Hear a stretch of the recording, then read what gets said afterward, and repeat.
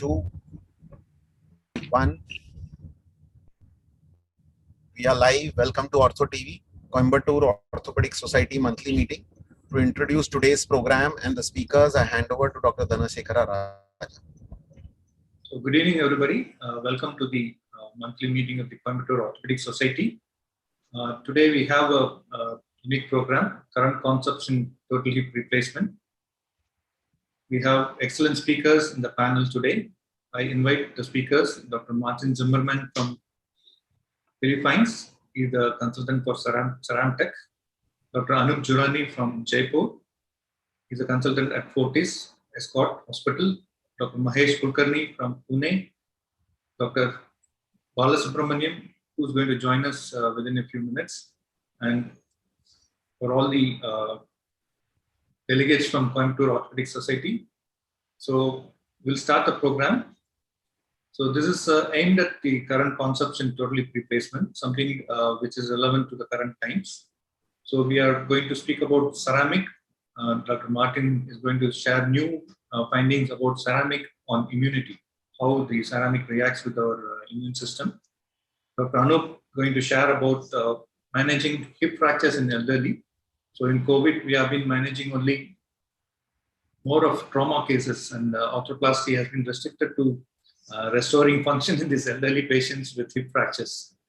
And Mahesh is going to give his Indian experience on using ceramic on ceramic and ceramic on poly. And we are going to look at complications after hip replacement, periprosthetic fracture. Dr. Balasubramaniam, our president, is going to talk about managing a periprosthetic fracture. And we have the new buzz in orthopedic surgery, the robotic surgery in hip arthroplasty. And Dr. Adarsh from Sunshine Hospital, Hyderabad, is going to share his experience about robotics in hip surgery. So I first invite Dr. Mahesh to give his talk on the role of cross-link poly in total hip replacement, the role of ceramic on poly and ceramic on THR, his experience in Indian patient. He is a consultant at Deenanath Mangeshkar Hospital. After his basic training from PJ Medical College, Pune, he moved to UK, where he has extensive training in arthroplasty and had training in Australia as well. He's come back to India in 2006, and he has been practicing as an orthopedic surgeon in Pune. We are going to listen to Mahesh now. Thank you, Dr. Dhanasekara, and it's good to be amongst friends and good to see you as well as Anoop, Martin, and Neeraj as well. So without wasting much time, I'm going to talk about highly cross-linked poly, ceramics, the properties, and how they should be utilized in our practice with the current evidence that we have. And obviously, we will take inputs from Dr. Dhanasekara as well as Anoop, as well as Martin, about the current evidence. So, you know, whenever we are innovating or we are using new technology or bearings, we need to sort out this dilemma in our mind, whether you want to trust the safe, the older and clinically validated technology, or you want to explore new options with possible improved outcomes, but potentially harmful side effects as well in some cases. So this dilemma is what keeps us on the edge of whether or not to accept a technology that has been presented to us. So how can we prevent osteolysis? Because osteolysis probably is one of the major reasons for aseptic loosening in both hip and knee replacements. So one thing we can do is whatever materials we have, so we can try and improve the wear resistance of the polyethylene. So we can try and make the polyethylene better, or you can avoid polyethylene altogether and utilize alternative bearings. So that is what we're going to talk about. And the new materials which have been tried is the polythene has been improved by using highly cross-linked polythene. Metal on metal has come and gone. We don't have enough time to discuss about it, so I'm not going to touch upon it. And then we're going to talk about ceramics, both ceramic on polythene as well as ceramic on ceramic. Now, the old generation ultra high molecular weight polythene was successfully used for several years before it was noticed that we're getting aseptic loosening, problem with oxidation because of the shelf life of the polythene getting oxidized on the shelf itself, leading to rapid failure. So there were modifications in the polythene. We will see how they were done. The advantages of a highly cross-linked polythene are it is high wear resistance. There is no toxicity as such like metal on metal. It is relatively cheaper as compared to the other bearing options. And you also have an option of multiple liner options. So you can have an elevated liner, a lateralized liner, you can have a constrained liner. So you have a variety of options at a cheaper cost with low toxicity. However, because of because of the cross-linking, there is also reduction in other material properties such as the ultimate tensile strength, the yield strength, as well as the elongation to break. And there is a concern about the particles, although they are less in numbers, might be increased in bioactivity, leading to stimulation of osteoclast and bone damage.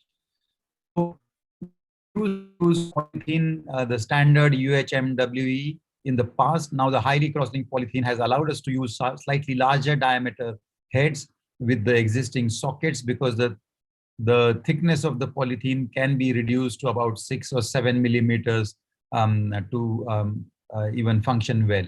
So by increasing the diameter, you're going to get better function, increased stability, and increased range of motion. And the wear rate is also going to go down with highly cross-linked polythene, making the hips last longer. So what is cross-linking? It is a formation of a chemical bond between two chains of UHMWPE. The radiation that has been, the polythene is subjected to radiation, which breaks the carbon hydrogen ion bonds and creates free radicals, as you can see here. And these free radicals on adjacent chains then combine to create a cross-link between these two molecules. Now, it can be either done by gamma gamma radiation, and it could be either mildly cross-linked if you only apply 2.45 to 4 megarads.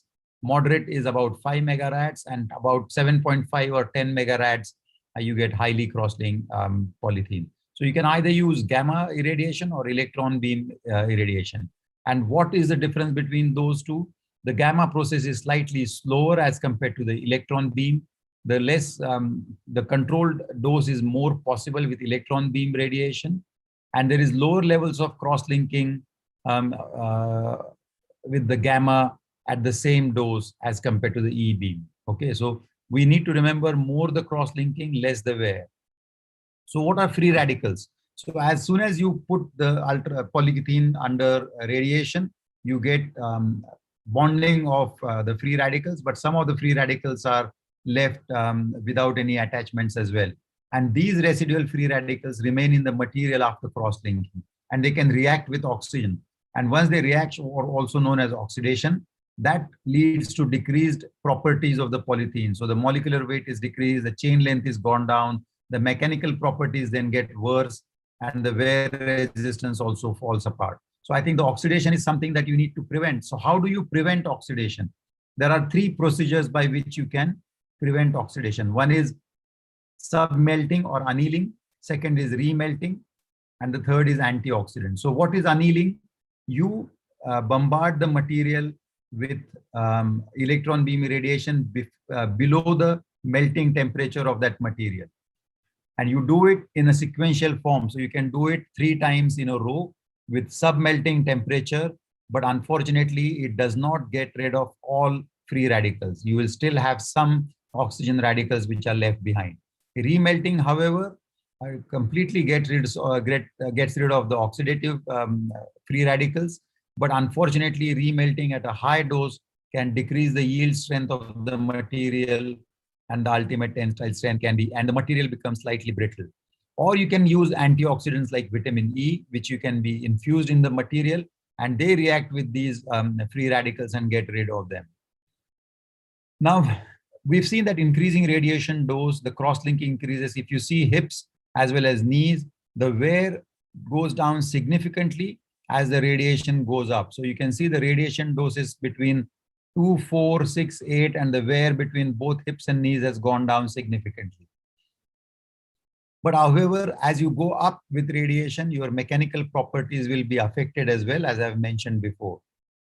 And here you can see nobody knows at what point would it be catastrophic. So if you have oxidative properties like in a submelted or an annealed material, we don't know at what stage, at what time in life does it suddenly drop, and the oxidative potential can damage the material completely. And the reaction from these radicals depends on the number, size, shape, as well as the material that has been used. So all of these things you need to understand will play a part in leading to aseptic failures. And if you see that the 10 megarad or a highly cross-linked polythene has least volumetric wear and the least number of particles of all sizes. So that is what we need to do. And you need to, as a person, as an orthopedic surgeon, as an arthroplasty surgeon, you need to exactly know what material you're using in your patients. So different companies I have listed here, and the resin is manufactured by, the polythene is, basic polythene is manufactured by only two formulations. One is the resin is 1050 or 1020. Most of the companies use the 1050 resin. The radiation dose is different with different companies.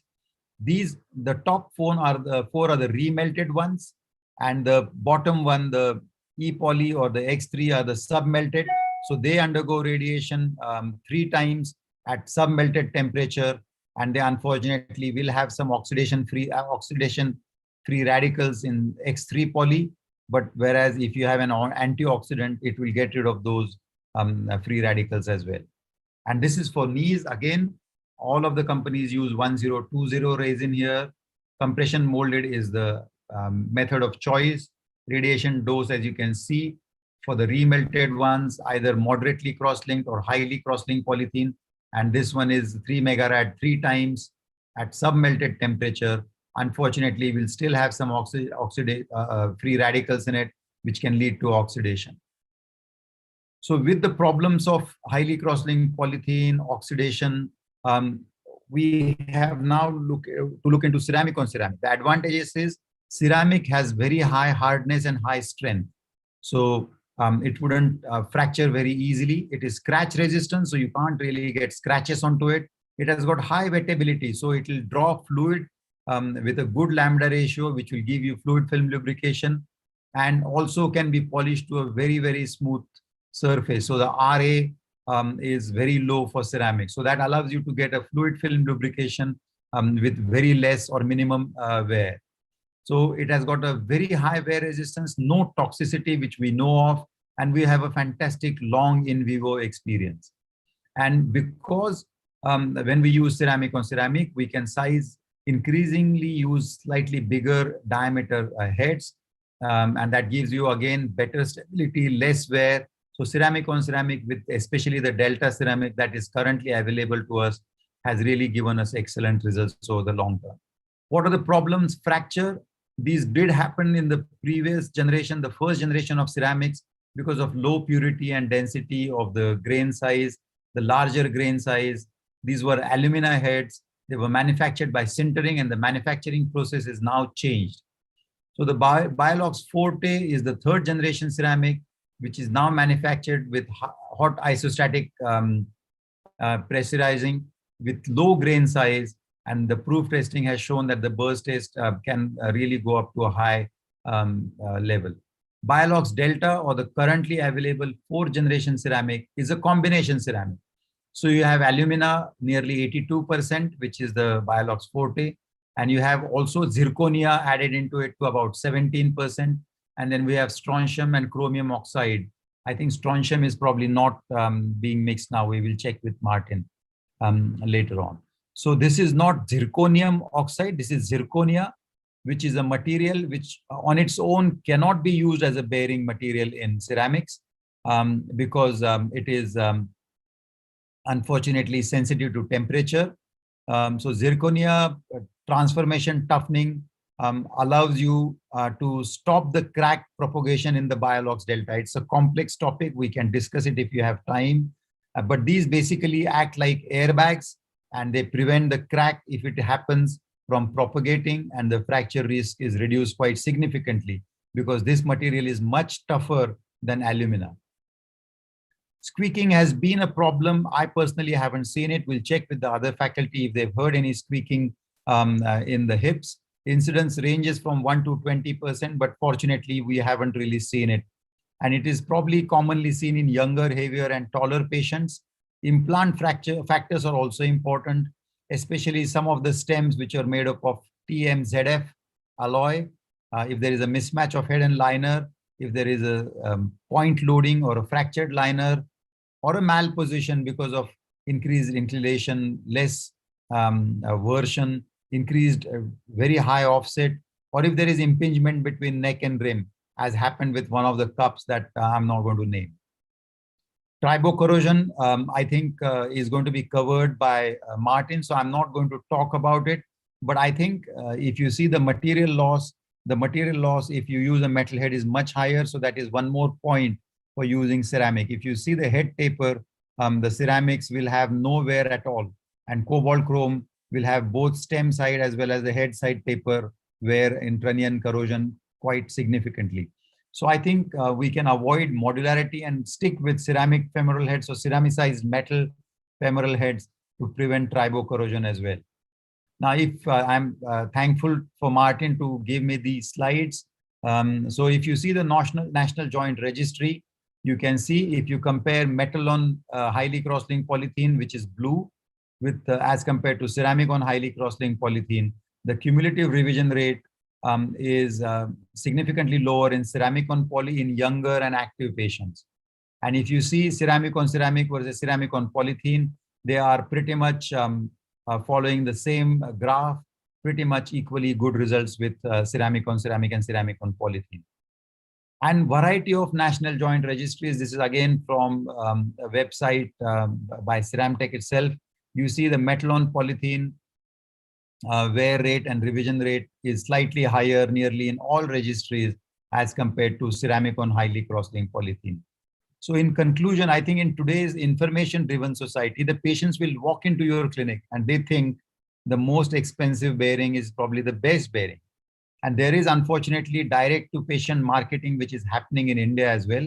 So it is important for arthroplasty surgeon to understand the basic biomechanics as well as the tribology of these new developments to guide the patient in the right direction, avoid sales gimmicks, and base your decisions on evidence. So in my practice, all younger patients will be considered under the age of 55, if you define that as a cutoff, will get a ceramic on ceramic bearing, but I don't hesitate to put a ceramic on highly cross-linked polythene even in younger patients. And in 55 to 65, I would go for a ceramic on highly cross-linked polythene. And beyond 65, I wouldn't worry whether I'm using metal or a ceramic head, but I'll definitely use a highly cross-linked polythene, which probably has transformed the longevity of a total hip replacement. Thank you very much. Thank you, Dr. Mahesh, for the comprehensive coverage of the three bearings. So now we'll discuss this paper before we move on to the next paper. So we have all senior surgeons here. Welcome Dr. Balasubramaniam, President of Coimbatore Orthopaedic Society. He is also a hip surgeon. So we'll take all the opinion of the senior faculty, and if any doubt from the members also will take it. So based on your experience, Mahesh, which is the age cutoff you will do only a ceramic on ceramic, and which is the cutoff for a ceramic on poly, and which is the cutoff for your ceramic on metal head?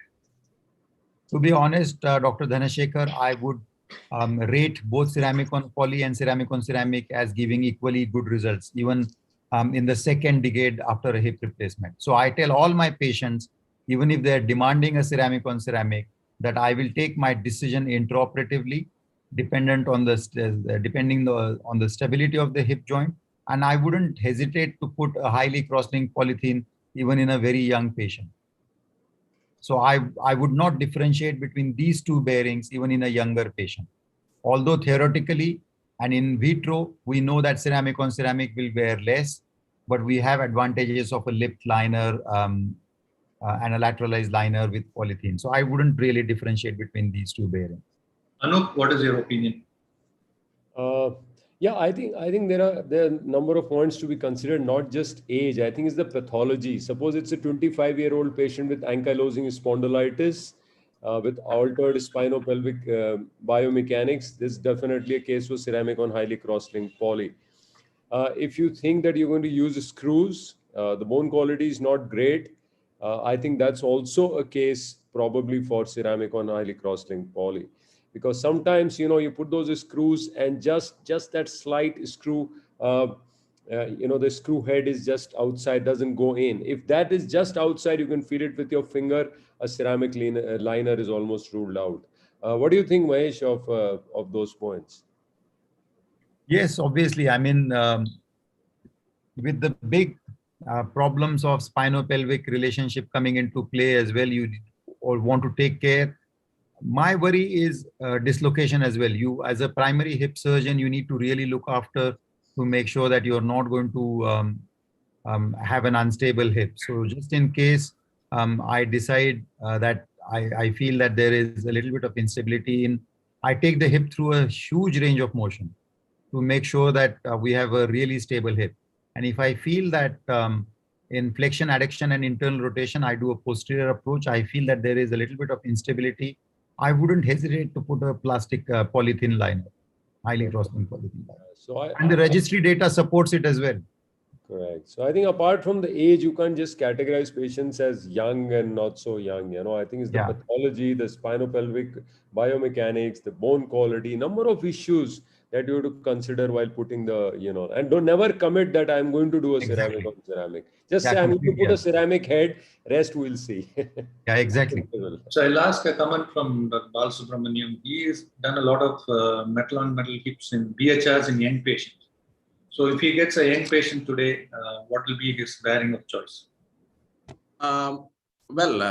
Since the metal on metal is given up, at present, my younger patients will get ceramic and highly cross-linked poly, because the ceramic on ceramic, my experience is very less. So I would prefer ceramic on highly cross-linked poly in my younger patients. So my take on this is we have ultra young patients, somebody less 20 years, 30 years, we call them ultra young. And young patient is anybody less than 65. So if I get a patient with idiopathic chondrolysis or AVN at 20 or 30, I would think of putting in a ceramic on ceramic. So they have at least 30 years longevity for the hip. I think maybe the ceramic on ceramic might help. And probably with some more inputs from the immunology from Martin, maybe we can have a better idea. The second group is young patients, anybody less than 65, active. Always the bearing of choice is the ceramic on poly, which is a major workhorse at present. I think most of our surgeons use this cross-link poly and ceramic. And the third group is more than 65, which is again debatable. So more than 65, what is your bearing of choice, Mahesh? Yeah, although I would prefer to use a ceramic on highly cross-linked polythene, but because of the cost constraints, I wouldn't hesitate to put a metal on highly cross-linked polythene in these patients. Because I think a ceramic head would, obviously Martin is going to talk about other benefits of ceramic, but definitely it will reduce the amount of trunnion wear and damage as well. But then again, immunogenicity as well as reduced risk of infection. So all of these are borderline advantages of ceramic, but I would stick to a metal on highly cross-linked polythene. It will do brilliantly in these patients. Bala sir, what is your more than 65? Yeah, of course. What Mahesh said is okay, that's what I will also do, and depends on the patient's age. After 65, I don't mind using metal, but if the patient is insisting on ceramic, of course I will use ceramic. So more than 65, everybody agrees metal head can be used. But are you worried about putting a 36 head on a metal head on a trunnion? Anoop, I'm just going to ask you that question. Is there any worry putting a 36 head on a trunnion, metal head? Yeah, so again, Dhanasekara, 65 purely the chronological age is 65, somebody with a bypass, diabetes, and a chronic kidney disease with expected longevity of 5 to 7 years. Metal on highly cross-linked poly is good enough. I'm going to come to the head size. Somebody with 65, no comorbidities, active young male. Again, he's almost like a young patient. So it's the physiology which is probably more important, number one. Number two, you talked about the head gear. Definitely, I'm not putting a 36 on a trunnion, 36 metal head on any stem. So if it is metal, it's 32. Otherwise, it's a ceramic. Excellent. So I also don't put a 36 metal head.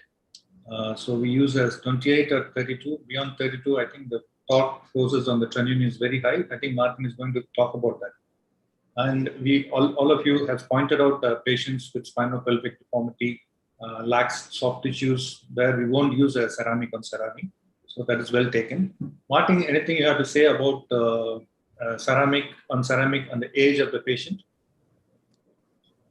For me, as you know, I'm not an orthopedic surgeon. I will not give you any reference about the age of the patient, but I think Dr. Anoop is right. It depends also on the physiology of the patient and the situation. I will have not concern to have ceramic on ceramic even for all the patient, but after, as you mentioned, the cost issue will define what is the right choice finally. But I will show you in my presentation that we believe that ceramic on ceramic may have advantages over ceramic on polyethylene. Okay, Anoop, yeah.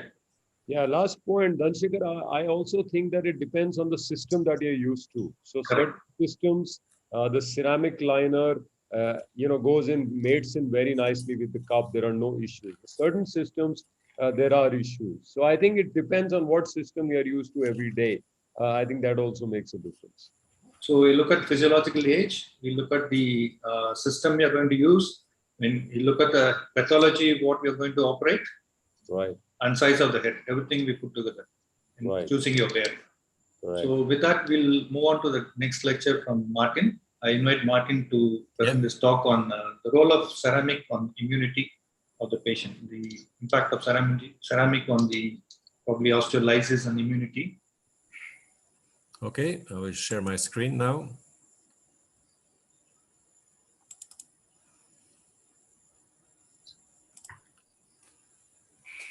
So can you see the screen? All fine? Yes.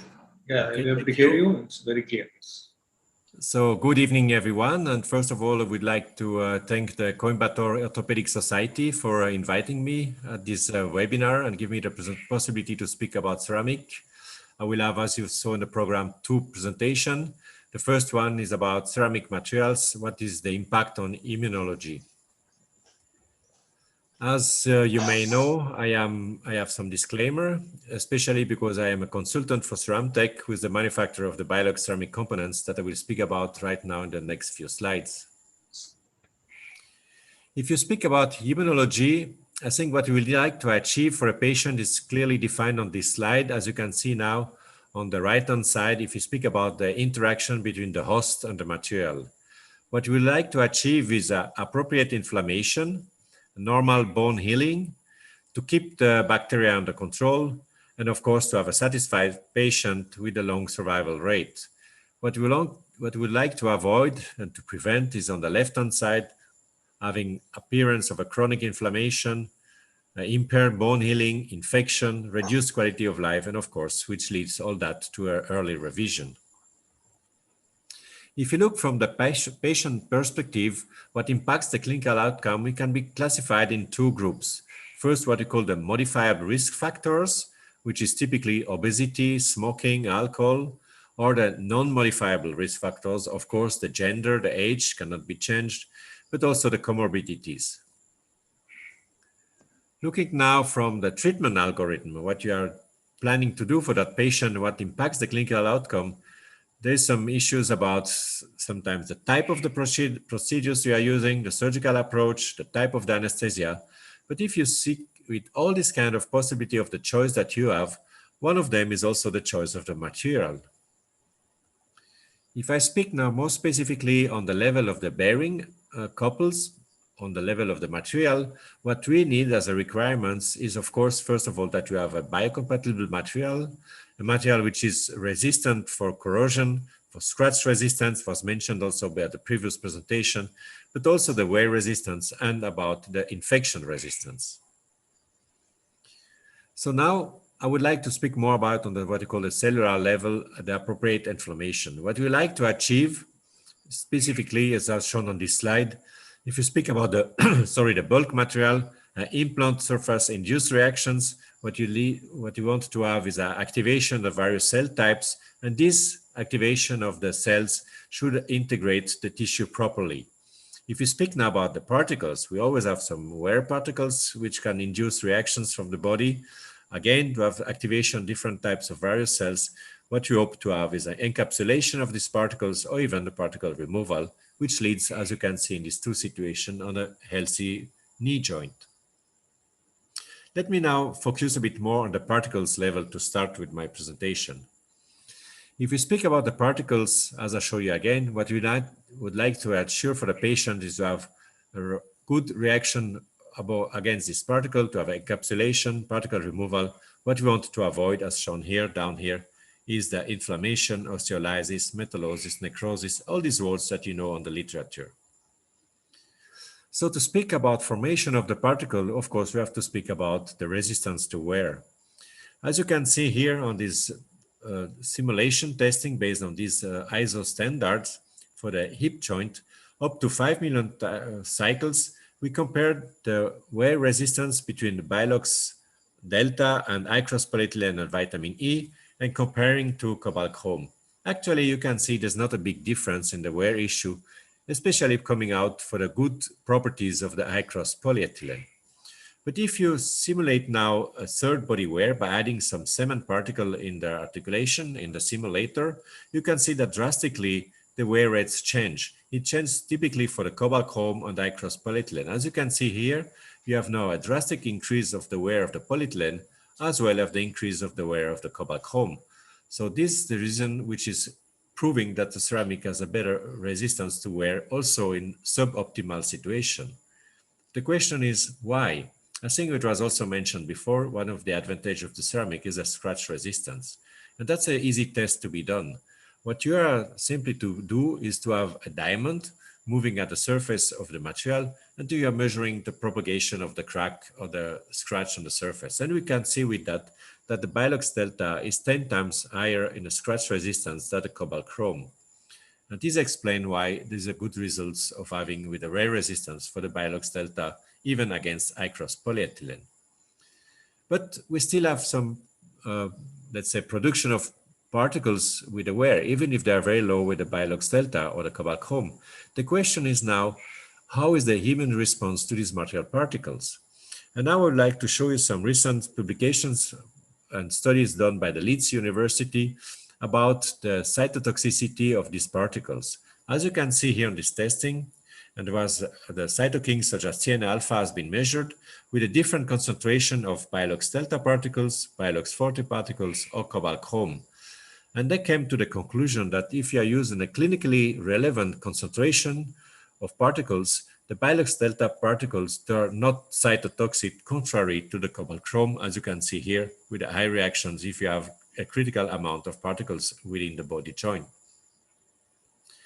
The same university has done also a study about the DNA damage, and it came also to the similar conclusion that at clinical relevant concentration of ceramic particles, these particles are not causing DNA damage. Contrary again, for cobalt chrome, if you reach this critical value of about 50 cubic micrometer of cobalt chrome particles. Let me go now to another level about the metallic ions. The ions can come either from the bulk material as well as from the particle material. And again, as shown on this slide, what we would like to achieve is a good reaction, and what we want to avoid is this metal hypersensitivity or even metal toxicity if this concentration of ions are too high. The question arises, what about the Bilox Delta? Especially as you heard before, with the presentation, we have some in the composition of the Bilox Delta chromium oxide. Some people were claiming that there's some release, some leaching of chromium going out of the Bilox Delta material. So this test has been done to demonstrate that is not true. Here you have a control system, the bovine serum, and then you put just a cobalt chrome ball head inside or Bilox Delta ball heads, and you let it for 7 days at 37 degrees without any movement. And what comes out is that after 7 days, you can see clearly a leaching of cobalt and chromium coming out of the cobalt chrome ball head, and nothing has been coming out for the Bilox Delta ball heads. So we are clearly seeing that there is no leaching of any ions coming out of the Bilox Delta ball heads. Let me go now on the bulk material. Again, as a summary, when you have the reaction of the body of the host against the material, what you would like to have is a nice tissue integration and the right reaction of the cells. What we want to avoid is a degradation and chronic activation of human cells leading to infection. So the question is now, what is the difference between the different material in regards to the bacterial adhesion at the surface? And this study from Sorrentino, which was published a few years ago, with two different kinds of Staphylococcus epidermidis and Staphylococcus aureus in 24 hours on the surface of material, comes clearly to the conclusion by having the ceramic material, Bilox delta or Bilox forte, we have statistically less biofilm formation at the surface compared to cobalt chrome or high-cross polyethylene. And this was true for the Staph epidermidis as well as for the Staph aureus. So we believe that the bacteria adheres less on the Bilox delta. One of the reasons being that the surface chemistry is different between ceramic and metal. We have a very good wettability at the surface of the ceramic, which leads to a good protein absorption and finally to a reduced biofilm formation. But up to now, what I showed to you was in vitro results. What about the real world settings, I mean with the in vivo situation? For the reason of lack of time, I will concentrate more specifically about periprosthetic joint infection. I think it is well known now that the presence of an implant reduces the necessary bacteria concentration for an infection by a factor of 100,000. We know also that in the case of a previous infection, we have a higher risk of reinfection. It occurs in about 1% in absolute value for primary total joint procedures. Of course, patients experience severe pain, poor quality of life. It may compromise emotional health and is associated with a higher risk of mortality. And last but not least, if you have in case of revision, the cost is much higher compared to non-PGI. So we really believe we have to reduce the risk of PGI in general. And for that, there was a very interesting study performed in the National Joint Registry in England and Wales and published in the Lancet journal. They analyze a bunch of factors which are related to the increased risk for PGI. They classified factors which is related to the patient, like the gender, age, and BMI. Some factors related to the health system factors, typically the operating volume of the surgeon, the place of the surgery of the hospital, if it's an hospital in the city or in the province, and some surgical factors, typically if it's an osteoarthritis, fracture of the femoral neck, or if it's the bearing type. And they came to this following conclusion. Some factors were typically influencing the high risk of PGI, as for example, male patient have a higher risk than female patient, the younger age have a higher risk, elevated BMI or diabetes. But they also came to the conclusion that using metal bearings increased the risk of infection. This is now the results of this study specifically about the bearing. As you can see now, if you concentrate about the 2 years time compared to metal on polyethylene, by having a metal on metal articulation or ceramic on metal, which does not exist anymore nowadays, you have a higher risk of infection. But if you eliminate the metallic component and having ceramic on polyethylene or ceramic on ceramic, you clearly reduce the risk of infection for those patients. Actually, this study was not the only one coming to that conclusion. This is now the study of the NGR, as I just mentioned, from England and Wales, but you also have a study from the Medicare patient from America who comes to the same conclusion. By having ceramic on polyethylene or ceramic on ceramic, you reduce the risk of infection. The same analysis has been observed in Italy with the RIPO study, in Australia, AOA, or New Zealand. All of them came to the same conclusion. By avoiding metallic component into articulation and having ceramic on polyethylene or ceramic on ceramic, you are reducing the risk of PGI. The question is now, how can you explain that? And there was for that a very interesting study by Professor Trompus from the Charité Hospital in Berlin, showing now based on retrieved components for different patients, more than 260 patients, and they were analyzing with sonication what is the percentage of retrieved components having biofilm. So first on the left-hand side, we have what you call the qualitative assessment. It shows that in 92% of the retrieved implants in metal, they have a formation of the biofilm. In all of the polyethylene which has been retrieved, there was a biofilm at the surface, and it was in only about 70% of the ceramic components showing the presence of the biofilm. The next interesting part is what about the quantitative assessment? If there is a biofilm, how thick is that biofilm? And this was measured with a CFE per milliliter. And you see clearly that with metallic components retrieved or polyethylene, there's much higher, much thicker biofilm formation as compared to the ceramic.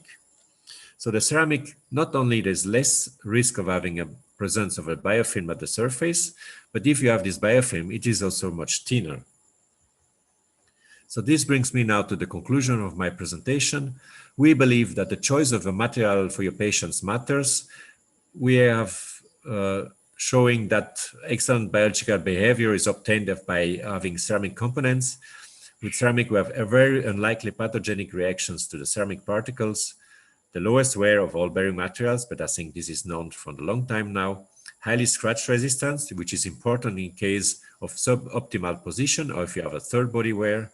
It is associated with lower risk of revision for PGI, thanks to the fact that also they have a reduced biofilm formation compared to other bearing materials. So now I thank you for your attention, and please don't forget the host when you choose the material. Thank you, Martin. So we have been looking at registry data showing that the ceramic material has reduced the chance of infection. The infection rate is less with ceramic bearings. So now they are trying to explain the reason for that. So we can see there is decreased cobalt release in the bovine serum, decreased bacterial addition. So probably with more registry data, we should be having a better idea about the reduced infection rates with ceramics. What do you think? Any opinion from other panelists?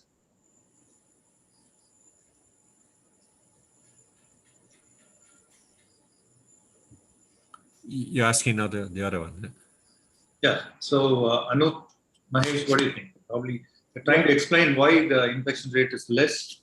We don't know really does it really makes a big difference. But now they have come out with studies supporting the claim. So what do you think? Is good enough for you to put a ceramic? Or?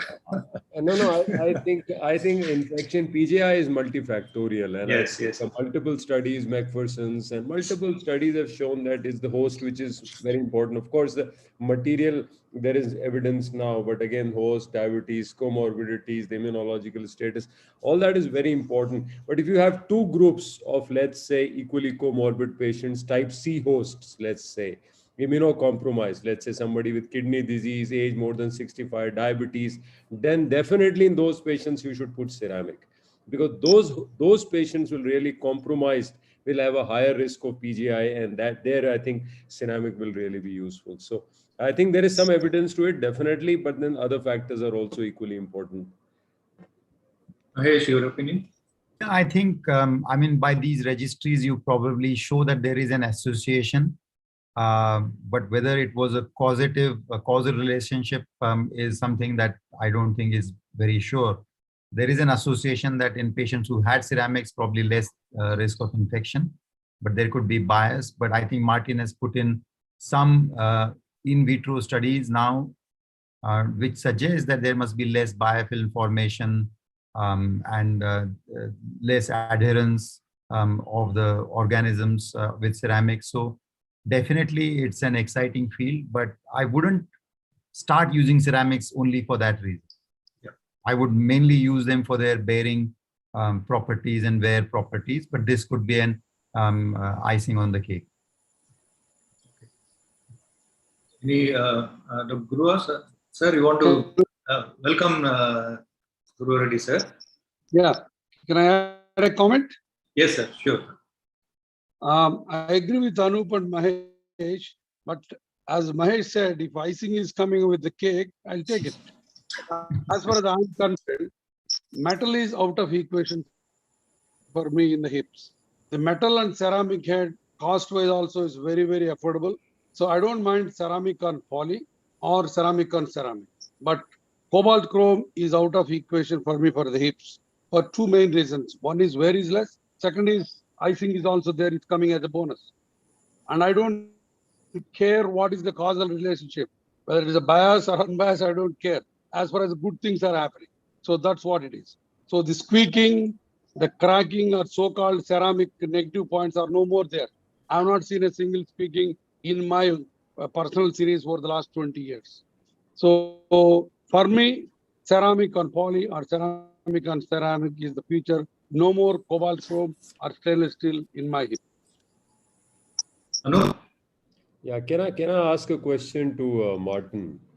So Martin, PJI is of more concern in the knees. My question to you is, where in the evolutionary ladder are we to be putting in ceramic knees? Where are we? When do you see that happening as a day-to-day practice? Yeah, that's a very good question, Anoop. We have actually more than 10, 12 years now, a first knee component made in ceramic for an Italian company. Was it just a femoral component in ceramic and the rest was used polyethylene, and the tibia plateau was made on titanium? The idea was to avoid cobalt chrome in the joint of the patient. But you also have another company now since almost 6 years who have now clinical results with ceramic for the femoral component, and the tibia plateau made also in ceramic with a mobile bearing design, and the only component inside which is non-ceramic is the polyethylene. So they call that the metal-free knee. That exists for more than 6 years. So as you know, we are a supplier of components for all the big, all companies out there, like DePuy, of course, and Zimmer and so on. So it depends on them if they want to introduce that system on the market. We are not marketing directly a knee component. Yeah, I understand. But it exists since many years already. Why is it not really becoming as popular as the hip articulation? Are there concerns for fractures, and what is the data saying for the knees? Yeah, you know, on the knee side, the main advantage when you introduce the ceramic almost 40 years ago is wear, to reduce the issue of wear. At that time was against conventional polyethylene, and wear particles of polyethylene was a big issue. So having ceramic components will drastically reduce the quantity of wear. On the knee, wear is less the issue, is more the lamination, is more these kind of aspects. So now speaking about the risk of, let's say, intolerance of cobalt chrome, of cobalt metal in the patient. So all these metal sensitive patients, they get, if they can afford it, depends on the situation or the availability in the country, they will get the ceramic components. Or you also have, as you know, this possibility to have a titanium nitride coating of the chrome cobalt component to avoid the leaching of the cobalt or chrome ions out of the femoral component. But this coating also with time disappear because it's only a few micrometers thick, and then you have the contact with the cobalt chrome. But honestly, I can say that as a consultant, the main issue for the moment, specifically on the knee side, is the manufacturing cost of this femoral component. Mm-hmm. Okay. That's good interaction. So the time being, we'll wait for further reports about PJI. So as Anoop and Guru already said, if the icing is coming with the cake, we'll take it. So, so we'll go on to the next talk from Dr. Martin about trunionosis, the role of ceramic heads on trunionosis. Okay, so I will share again my screen.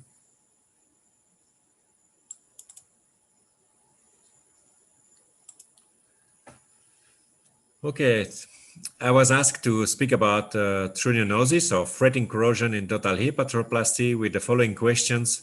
Are ceramic heads the answer?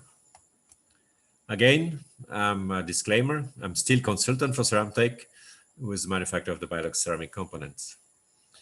If we speak about corrosion at the modular interfaces, we have to look at that two different perspectives. We have first what we call the technical perspective. You can imagine that the effect of the corrosion of the taper is so strong, so damageable that you have a fractures as shown here at the top right.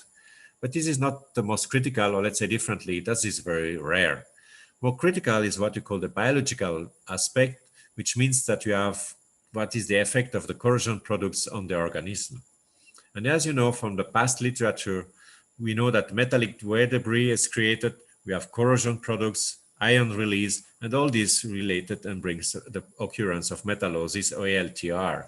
And that's exactly what you would like to avoid.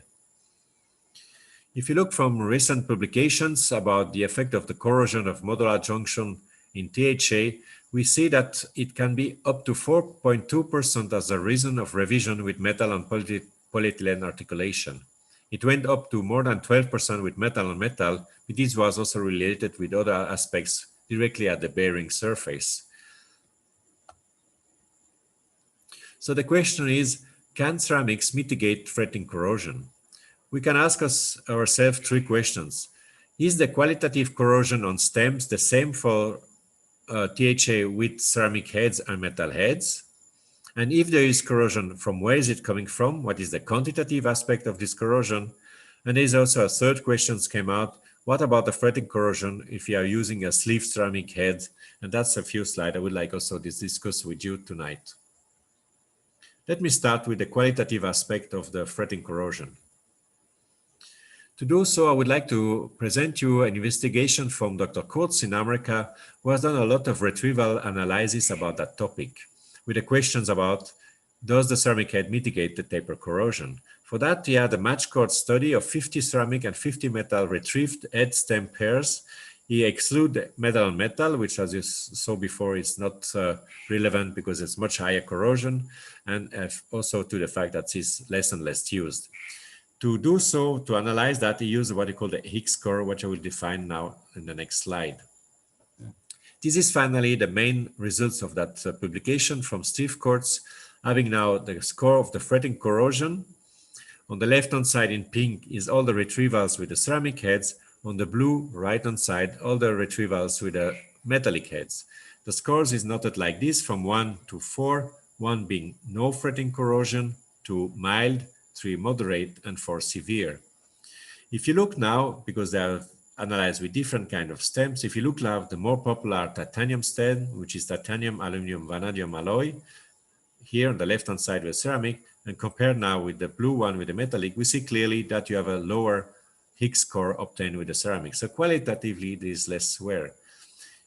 But interestingly is also within the same group. If you compare now that conventional, let's say, titanium, aluminum, vanadium alloy with a TMZ def, which is also called beta titanium, a more elastic material, you see also they have a higher increase of fretting or corrosion if you are using this kind of material.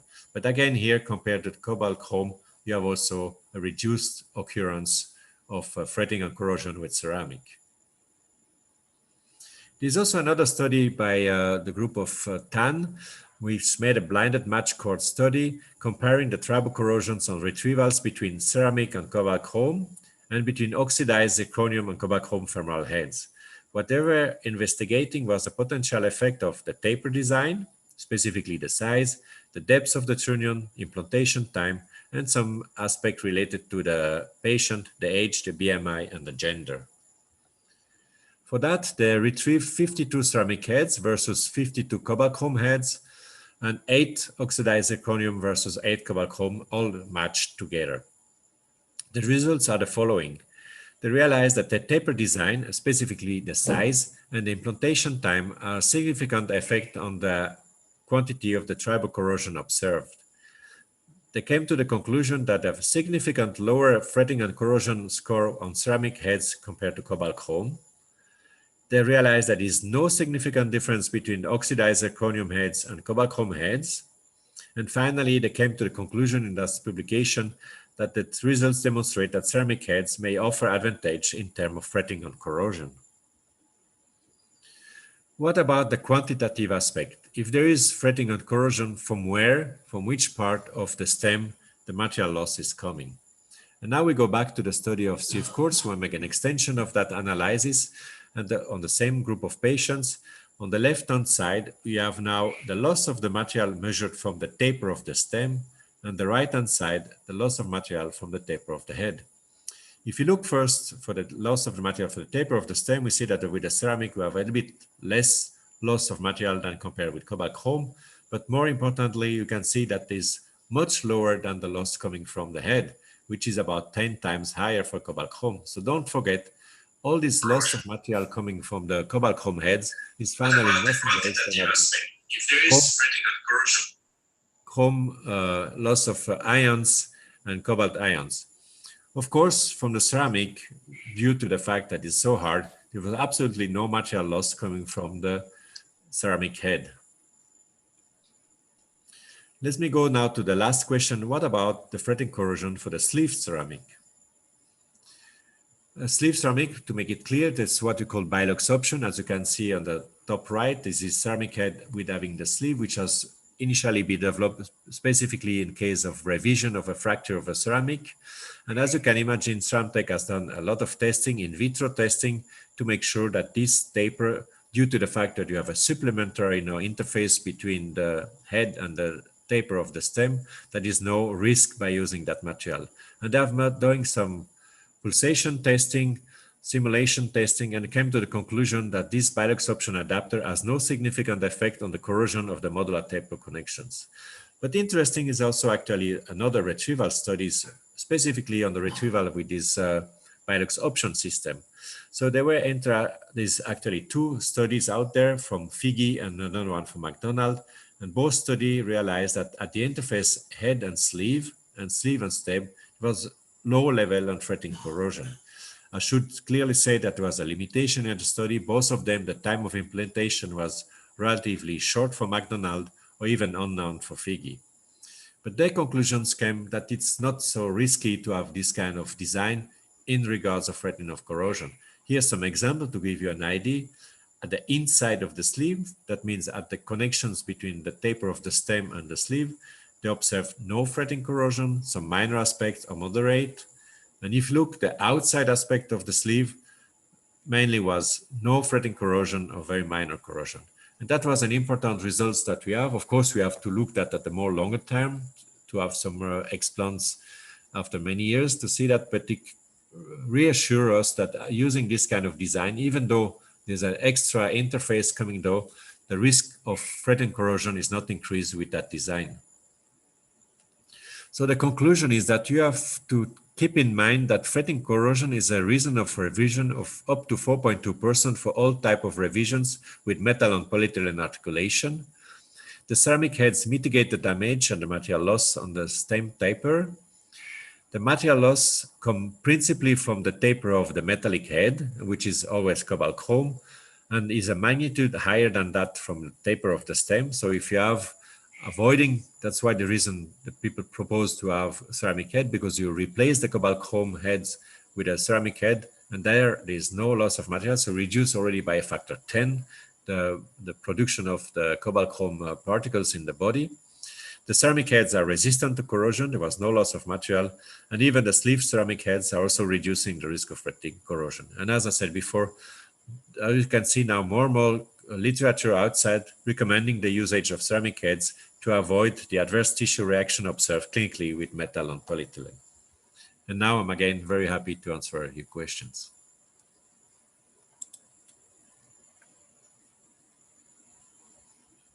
Thank you, Dr. Martin, again for a nice talk on the role of ceramic head on reducing the trunionosis.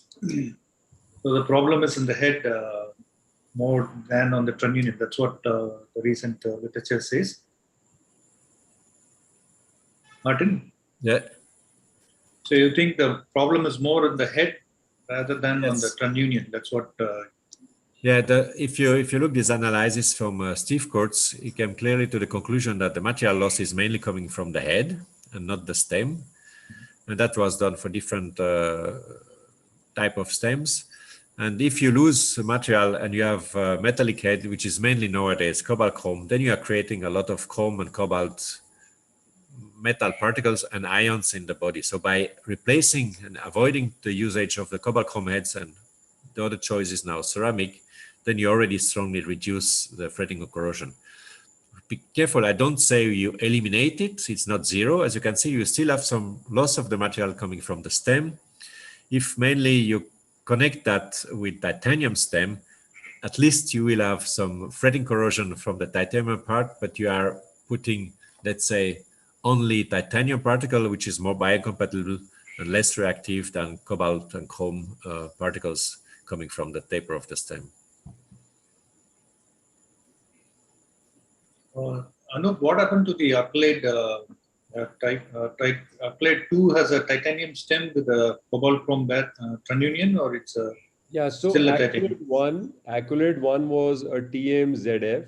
So that was not as rigid as the Accolade 2 or the other titanium stems. That's why the Trunionosis was more with Accolade 1. So though Martin is right, generally speaking, that it comes more from the head, but with Accolade 1 it came more from the trunnion part, Trunnion, stem yes. part. So that's been withdrawn in India as well. They were late to withdraw it, but finally they did. So hopefully that problem is not there with Accolade 2 now. Okay. Mahesh? I have a question for Martin. In a revision scenario, when you want to leave the stem behind, Yeah. and you can't see anything to the naked eye about what has happened to the trunnion, would you use a ceramic head without a sleeve, or would it be safer to use a ceramicized metal in those cases? Because the ceramic head would probably be more problematic with a scratch surface at the trunnion. And unfortunately, in India, we don't have sleeves at the time of revision. Your question gives me two answers, from a legal perspective or from a clinical perspective. There are some recent publications showing that with Bilux Delta, which is an improved resistance fracture compared to Bilux Forte, that in case of revision, they were using primary Bilux Delta heads on damaged taper of the stem with good success. There's some publication in Japan and in Korea about that.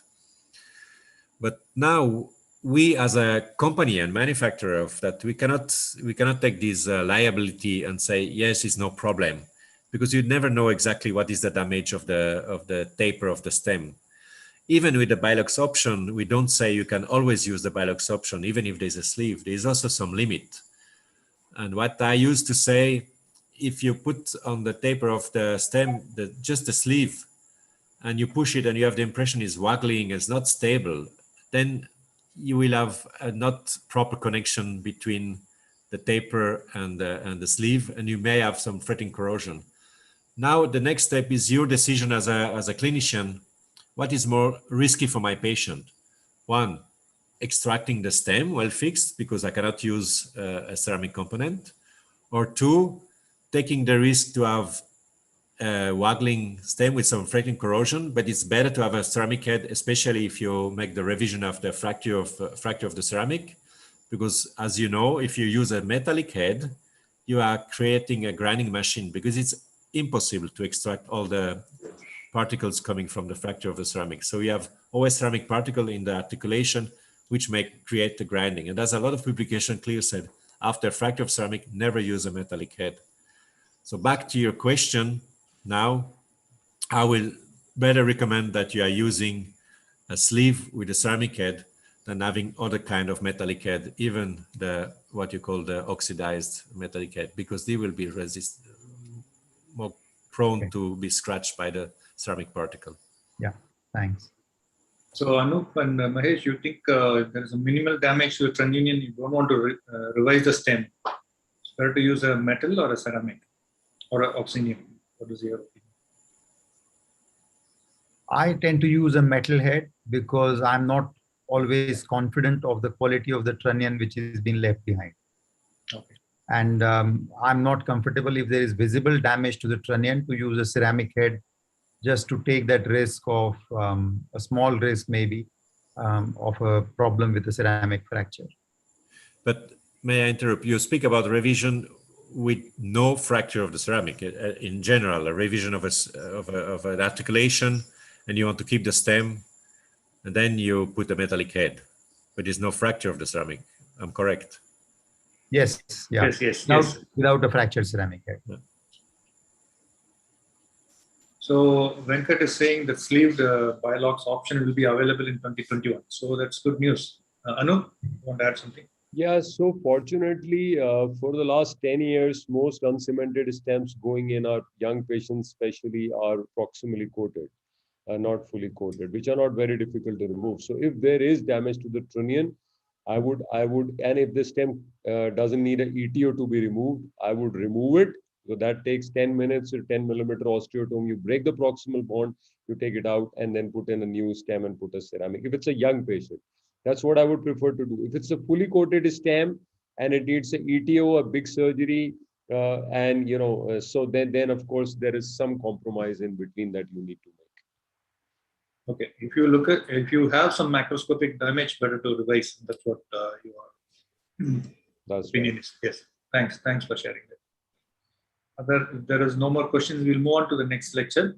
Next, I invite our Prince from Jaipur, Anoop Jhurani, for his talk on management of hip fractures in elderly. So I think it's everybody's experience, all arthroplasty surgeons, we have been doing more hips than knees the last 1 year because of the pandemic, and we have been treating more of acute fractures and neglected fractures. So we are going to look at tips and tricks and managing these fractures, and especially elderly patient. Over to you, Anoop. Can you see my screen? Yes, it's well visible. You are well audible. All right, great.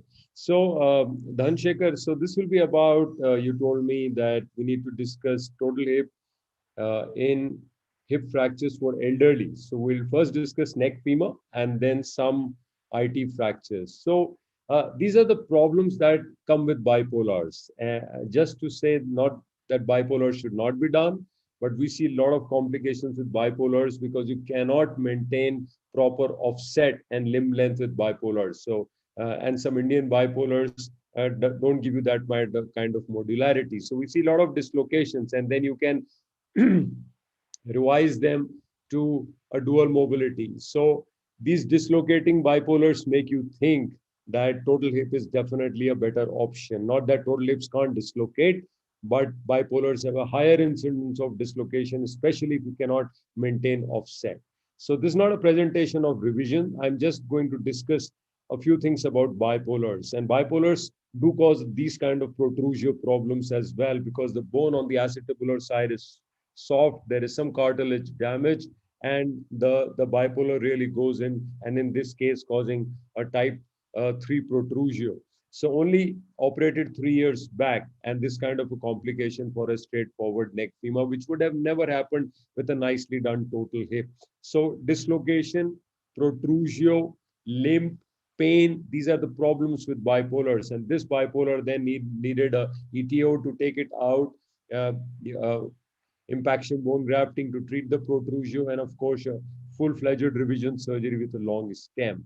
Now, the point that I'm trying to make is that total hip replacement is a better option for fractured neck femur over the age of 65.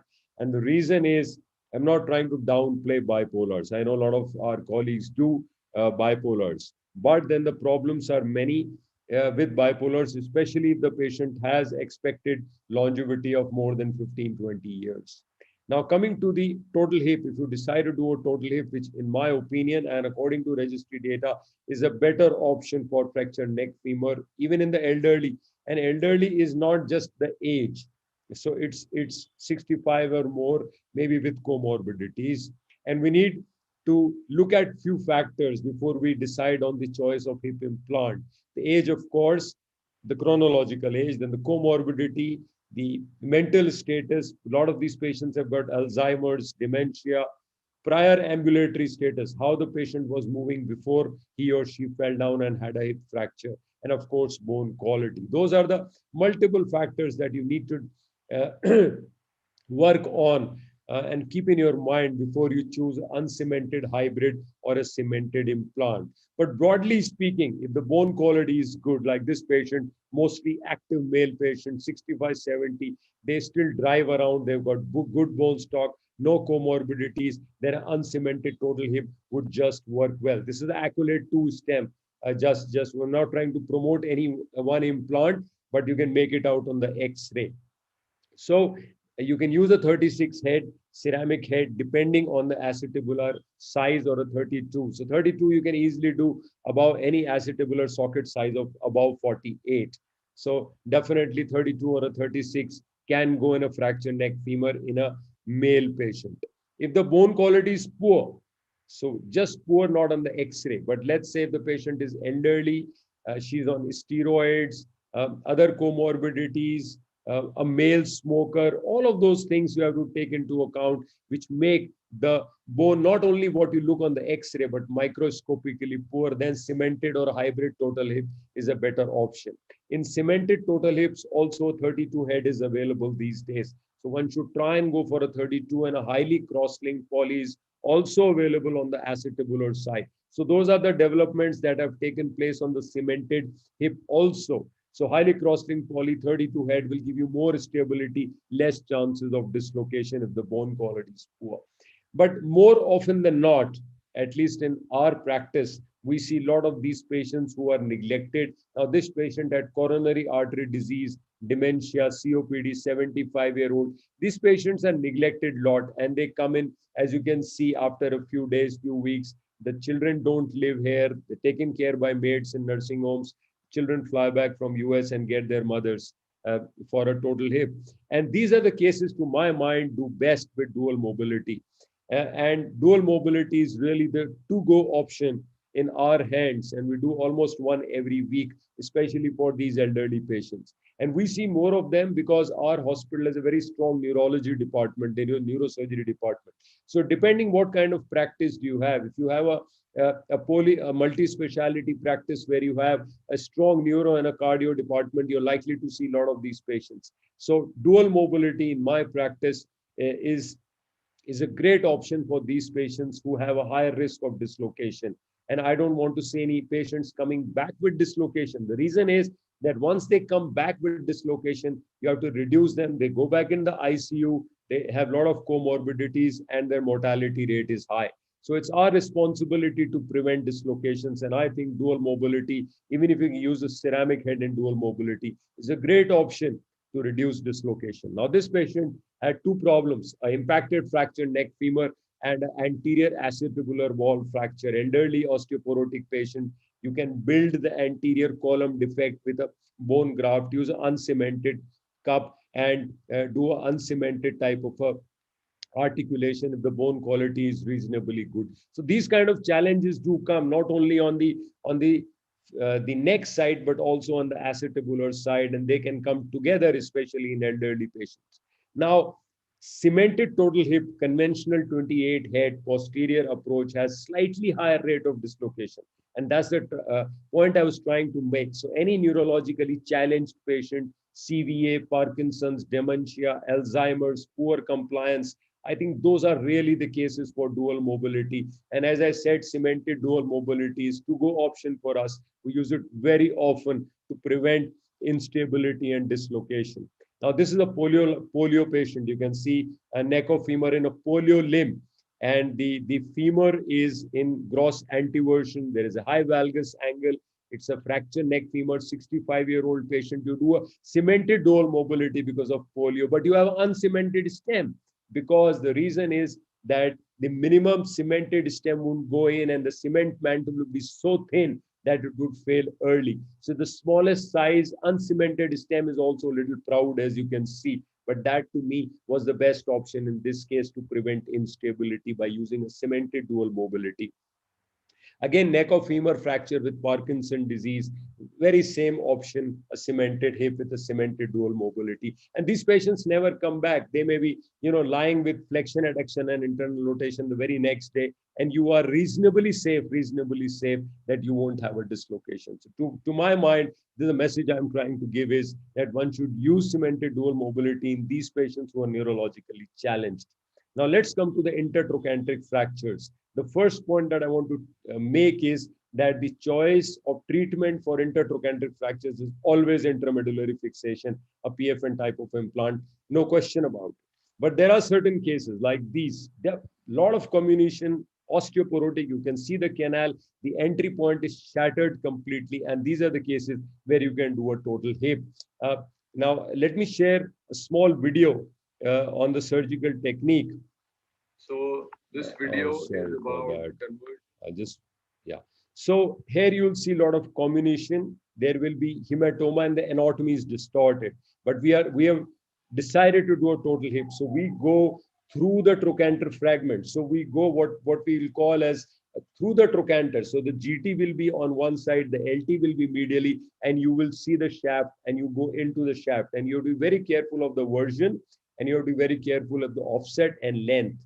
So this is a 5-minute video, but I'm going to play it a little fast so that we just cover the main points. So there you can see the head. It's an intertrochanteric fracture, very osteoporotic bone. We'll see that. And we are doing a cemented dual mobility with a cemented stem. And we'll just discuss a few PERDS caveats to make this procedure successful. That's the acetibular exposure. Very gentle reaming, because otherwise you're likely to, break the medial wall. So very gentle reaming there. And do a cemented dual mobility. You can do uncemented dual mobility if the bone quality is very good, but most of these patients have poor bone stock, and just one basic reamer and then peripheral reaming to get in a cemented dual mobility socket. So let me just go on a little fast on that. Few drill holes, and then pressurization of the cement. There you can see nice bleeding bone. Pressurization of the cement. And then we put the dual mobility. You can wash it with warm saline, a lot of warm saline, and that ensures that the cement sets in fast, and usually you're done within 5 minutes if you're washed with warm saline and you keep putting warm saline on it. So I think that's a small tip to hasten this procedure. Now you can see the bone quality on the femur is so poor that I'm putting my finger, and you don't need any broach because the finger is just going into the femur, and the bone is so poor, and you don't need any broaching. And the greater trochanter is on the lateral side. The lesser trochanter is on the medial side, and the trial is without broaching because the whole thing is going in. And you can put a gauze on it so that the stem does not rotate. And then you use the dual mobility trial and ensure that you have full stability. Now here, when you're doing a comminuted IT, dual mobility is absolutely important because your trochanter is compromised and may not heal. So that's why dual mobility is so important. Once you're done with that, then you get into the cement restrictor. And also I would caution against a lot of pressurization because these patients are challenged cardiovascular, from the cardiovascular and pulmonary point of view. They may get a cement embolus and die on the table. So never pressurize too hard, never with a gun.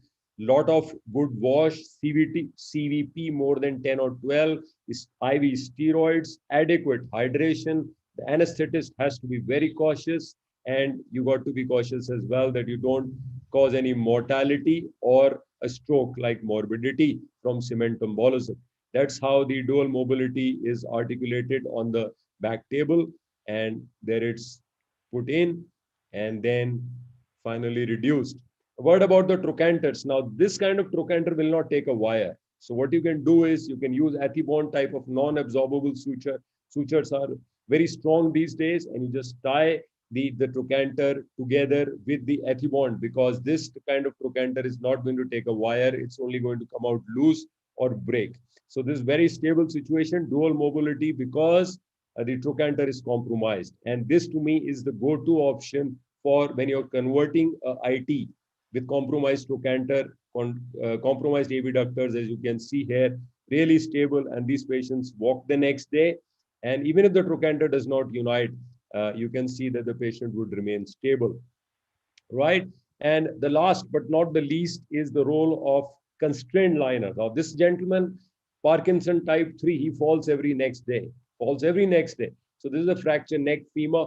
Even I'm not confident with the dual mobility, so I chose a cemented constrained liner. This is rarely needed, but in type 3 Parkinson's who just keep falling. Now, this gentleman fell again after 3 months, and we had to do on the other side. Both sides you can see cemented constrained liner.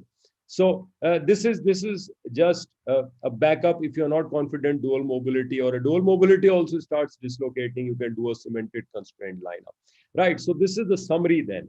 Fracture neck femur in elderly more than 70 years with good bone stock. Don't derive them of the benefit of uncemented fixation. Fracture neck femur in elderly with poor bone stock, cemented or hybrid. It's our responsibility to prevent cement embolism by hydration, keeping the CVP more than 10, 12, steroids, and hand cementation. In elderly with neurological issues, cemented dual mobility. Comminuted 4-part IT with osteoporosis, like the last example, total hip with dual mobility to prevent dislocation because of compromised abductors. To me, this is what we think of, or I think of in 2021. Thank you very much. Thank you, Anoop. So that was a nice, concise presentation on managing these elderly osteoporotic patients. I can't hear. You're not able to hear me? Oh yeah, sorry. I had muted myself. Okay. So I told it was a very fast part because I had muted myself after the video. Could you hear me? Yeah. I said it's a very concise and excellent presentation. Thanks for the presentation. Dr. Guru already wants to tell something. Yes.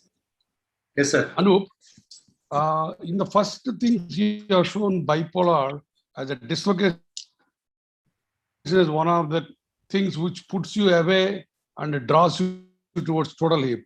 I would think the other way. If you got a octogenarian, a total hip dislocation is more a chance than a bipolar, because bipolar has got a bigger head and has dual articulation, just like your dual mobility, let us say. So total hip, I would be a bit hesitant. Dual mobility is the first choice, no doubt about that. But what I'm saying is, if you ask me in the ladder, dual mobility, bipolar, then only I'll go to total hip in an 80-year-old man who is not knowing what he is doing to himself. Because even turning in a wrong position in the bed also dislocates the total hip.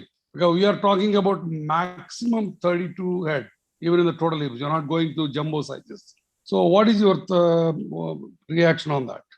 Correct, sir. So about 5-7 years back, I was doing bipolars for the kind of patients that you're saying. And I was also doing total hips. And then when I saw the results in terms of everything, the pain, the dislocation, the restoration of offset, I decided that I have to do total hips at any age group. So then I made it a protocol that I'm going to do total hip come what may at any age. So, but for these kind of patients, I would do cemented dual mobility. But I stopped doing bipolars completely. So it has been a well-put concept that functionally total hips are better than bipolar. So, but is there any age cutoff? That's what Guru sir is asking. Only thing that puts me off or puts me on a hesitant path is the dislocation. Otherwise, totally scores way ahead of all the other things. There is no thought process at all. Dislocation, is it not in your series? So that's what we are trying to reduce the dislocation with the dual mobility. In spite of doing a dual mobility, do you have a chance of dislocation? That's what I haven't had. So we looked at about 50 patients with compromised neurological status, irrespective of age.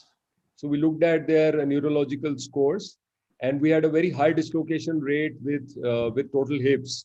So if I remember my data correctly, it was about 45 patients. We had 6 or 7 dislocations, which is very high.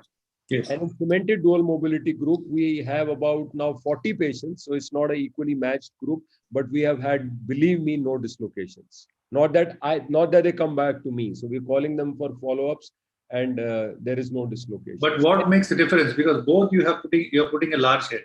In bipolar, you're putting a large head. Dual mobility also, you are putting an effectively large head. Then what reduces the dislocation? You can't restore the offset with bipolars. That's the problem.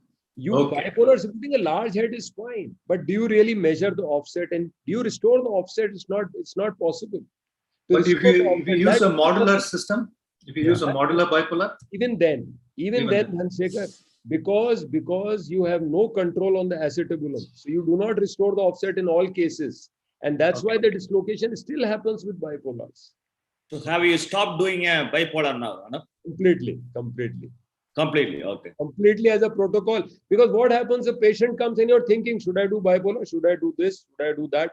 So better to be clear in the mind that I'm going to do a total hip. And in the case the patient is neurologically challenged, I'm going to do a cemented dual mobility and I'm going to eliminate my dislocation. So Cost constraint, no? Dhanasekara. No, we got a cost Mahesh, constraint. welcome to No? you. Anoop. yeah, Hi. Anoop. sorry. Mahesh, Yeah, sorry. Yes, please. Yeah.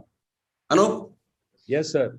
Mahesh, If- Bala sir, yeah, please go ahead. I feel if the bipolar dislocates, that's a technical issue.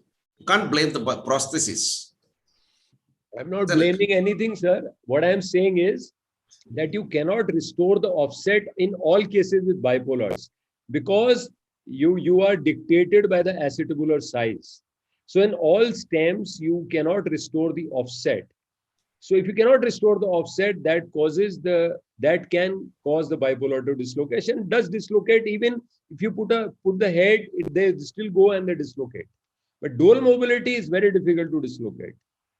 That's No, true. you see, even with the But bipolar, the largest head is the bipolar head. No, Exactly. you cannot increase it with the dual mobility. I don't get by that argument of head size. Correct. Offset also, you are still able to control with the modular system. Have you done anything different with your bipolars compared to what you did before and your dual mobility, what you're doing now? That is the question. Both are similar mechanism. No. Both are not similar mechanism. The Hastings keeps rotating in the acetabulum. There you have a fixed cup, then you have a Hastings, and then you have the head rotating in the plastic Hastings. So it's Okay. not same. It's not same. Okay. So I'll take that argument. Dhanasekara. Mahesh, you. I beg to disagree, Anoop, that the recent papers, if you see the randomized trials which have come in JBJS and Arthroplasty, comparing a total hip replacement with bipolar in elderly as well as active patients, there has been no difference, functional difference or any difference of dislocations, infection. So there is enough. I went through a phase few years ago where I thought a total hip was definitely giving better function. But now the evidence has shifted. And if you see the most recent studies, they've all said that they have exactly the same functional outcome at 12 years, 15 years. So the studies are now available.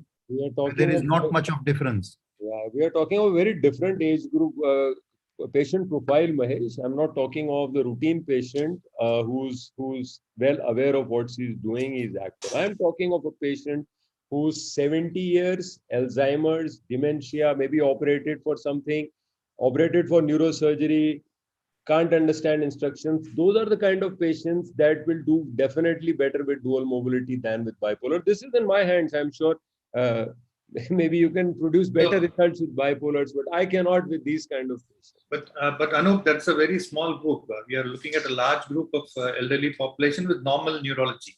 So in that case, will you do a long stem bipolar, use a Wagner with a long stem bipolar, or will you do a cemented PHR? Mahesh, what is your option? Yeah, I 100% would go for an uncemented long stem such as a Wagner. It is a very quick surgery. I feel that the cementation, unfortunately, in a intertrochanteric fracture is never going to be good for the stem. Although I understand what Anoop is saying is that you don't really need to pressurize the cement to a huge extent. But I think if the proximal 1/3 of the stem remains unsupported, it's an issue with an uncemented stem. So my personal choice is to go for a 190 length Wagner stem or a redapt stem, whichever, with a stem which actually purchases in the diaphysis. I do agree. I will ask Anoop his opinion.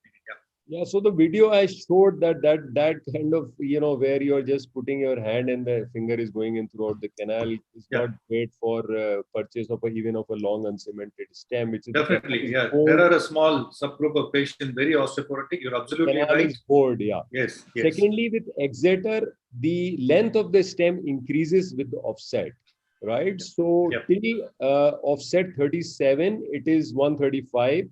37, 2, 3, and 44 are 150. So even if 3 to 4 centimeters not covered, is still 135 millimeters or 13 centimeters is still covered in cement. So if you are using Exeter, that problem is negated. Yeah. So agree, the very osteoporotic patient, careful cemented stems are doing very well. As you said, the Exeter, the higher offset will help you in restoring the offset and stability. So with that, we'll conclude this talk. We'll move on to the next talk. I invite our President of COS, Dr. Balasubramaniam, to share his presentation on periprosthetic fractures, how to manage them.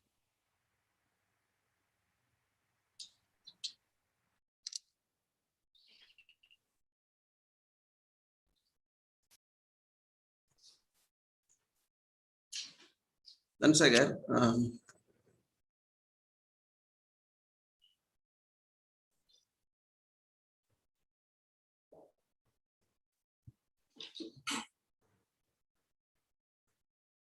can't get that, Dhanasekara.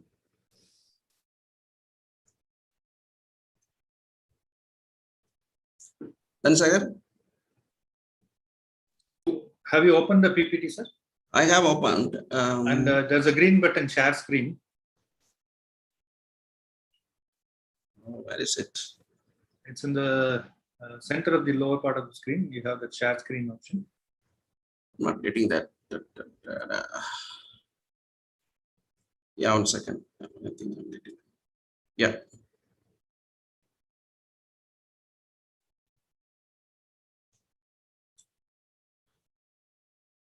Can I see my screen? Yes, sir. We have to see. You can go to the slideshow and start presenting. Yeah. Okay. Thanks, Dhanasekara. Good evening, everybody. I'm going to share my small experience about this periprosthetic fracture. And in fact, Dhanasekara told me just a case-based discussion, but finally he changed to the topic to how to manage and how to avoid. Anyhow, I'll try to do my best. So one of the complications of total hip replacement is periprosthetic fracture, and the incidence is very much increasing. The more we do, the more THR we do, the more complication like periprosthetic fracture is occurring. So these fractures are the second leading cause for revision total hip replacement, apart from loosening. The second most commonest cause for revising total hip replacement is periprosthetic fracture. If you see the incidence in primary THR, the incidence is 3%. If you take revision THR, the periprosthetic fracture is up to 12%. And of course, these patients are elderly patients. The mortality and morbidity are high while doing this revision. So this is the classification widely followed for periprosthetic fractures. Is a Vancouver classification. It's based on the stability of the prosthesis and where the fracture is located and quality of the surrounding bone, femoral bone. And this classification is simple and much validated and is most widely used. We see here, this is the type A fracture where the fracture is either GT or LT. The prosthesis is stable. In type B1, actually, the fracture is just around the tip. B1 around the tip and the prosthesis is stable. In B2, the prosthesis is unstable. That means the prosthesis is loose and you have to revise the prosthesis. In type B3, not only the prosthesis is loose and the surrounding bone quality is very poor because of osteolysis. And type C, where the fracture is much distal to the tip of the prosthesis. So coming to the management, that management very much depends on where the fracture is located and the implant is loose or stable and quality of the remaining bone. See, this is the general approach for this management, either open reduction and internal fixation of the fracture, or if the prosthesis is loose, we have to revise the implant. And sometimes we combine both. Open reduction, fixation, and revision of implant also. So going to show some few examples. This is one of my cases.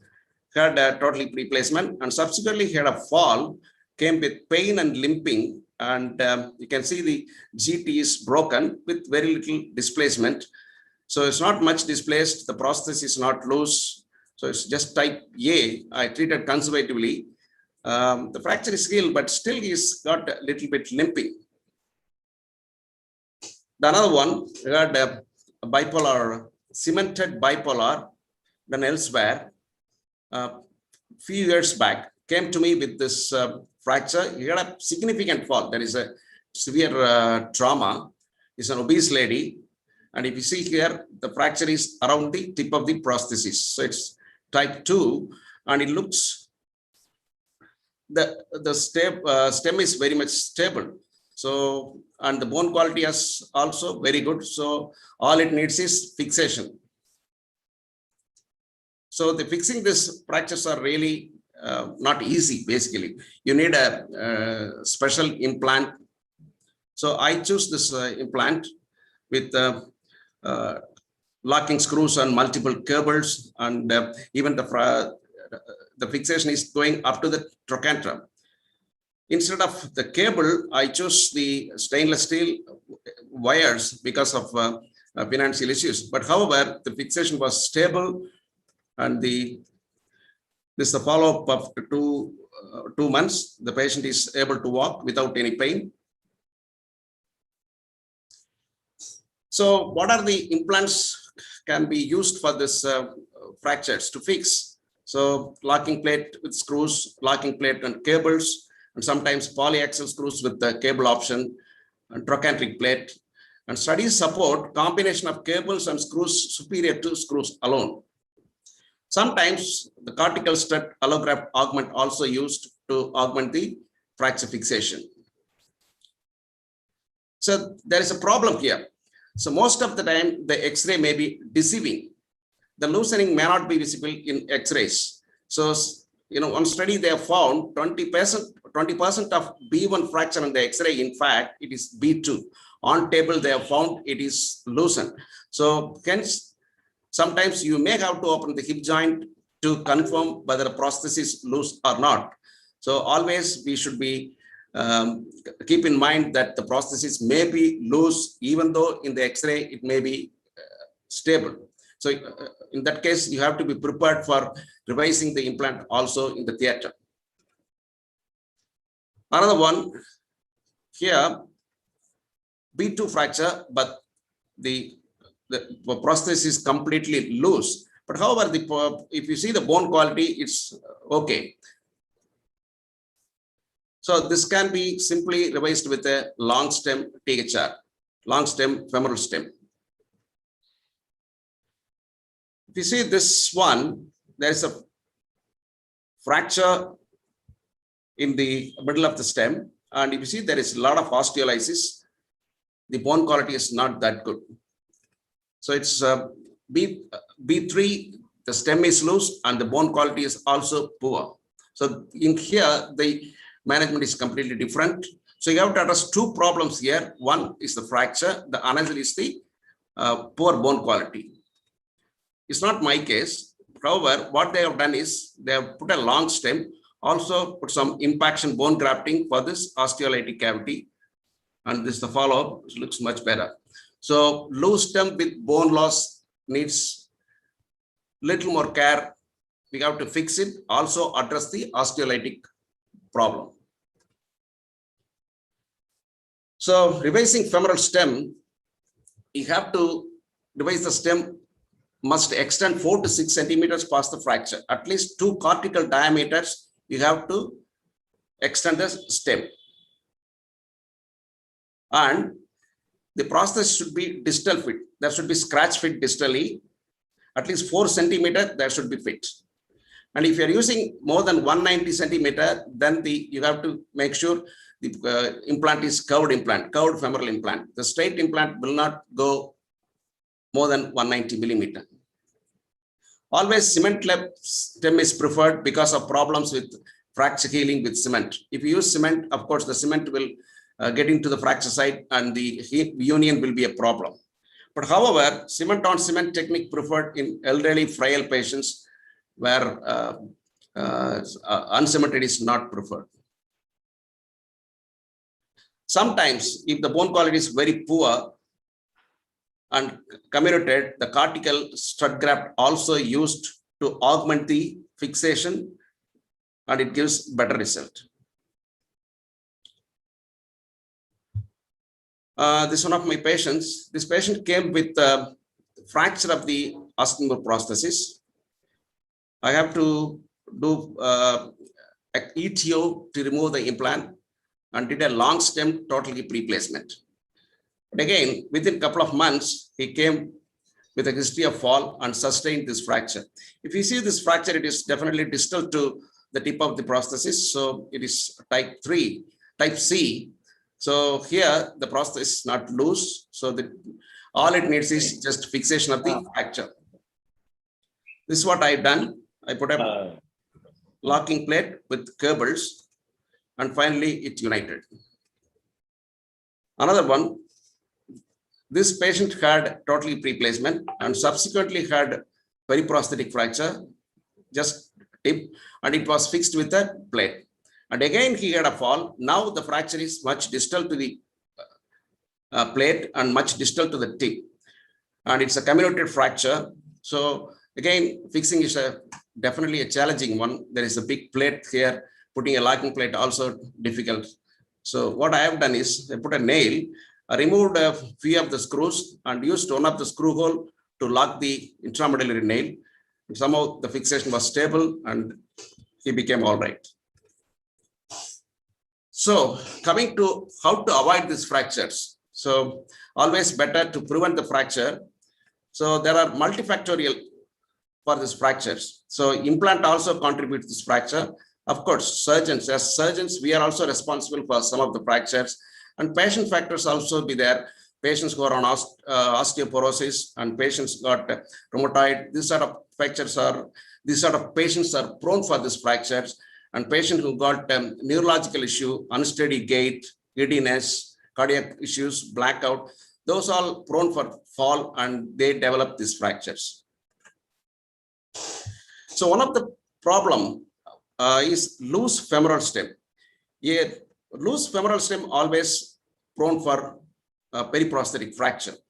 Loose femoral stem sometimes that has subsided into where a small alignment would impinge on the lateral cortex of the femur and that acts as a stressorizer and cause a fracture.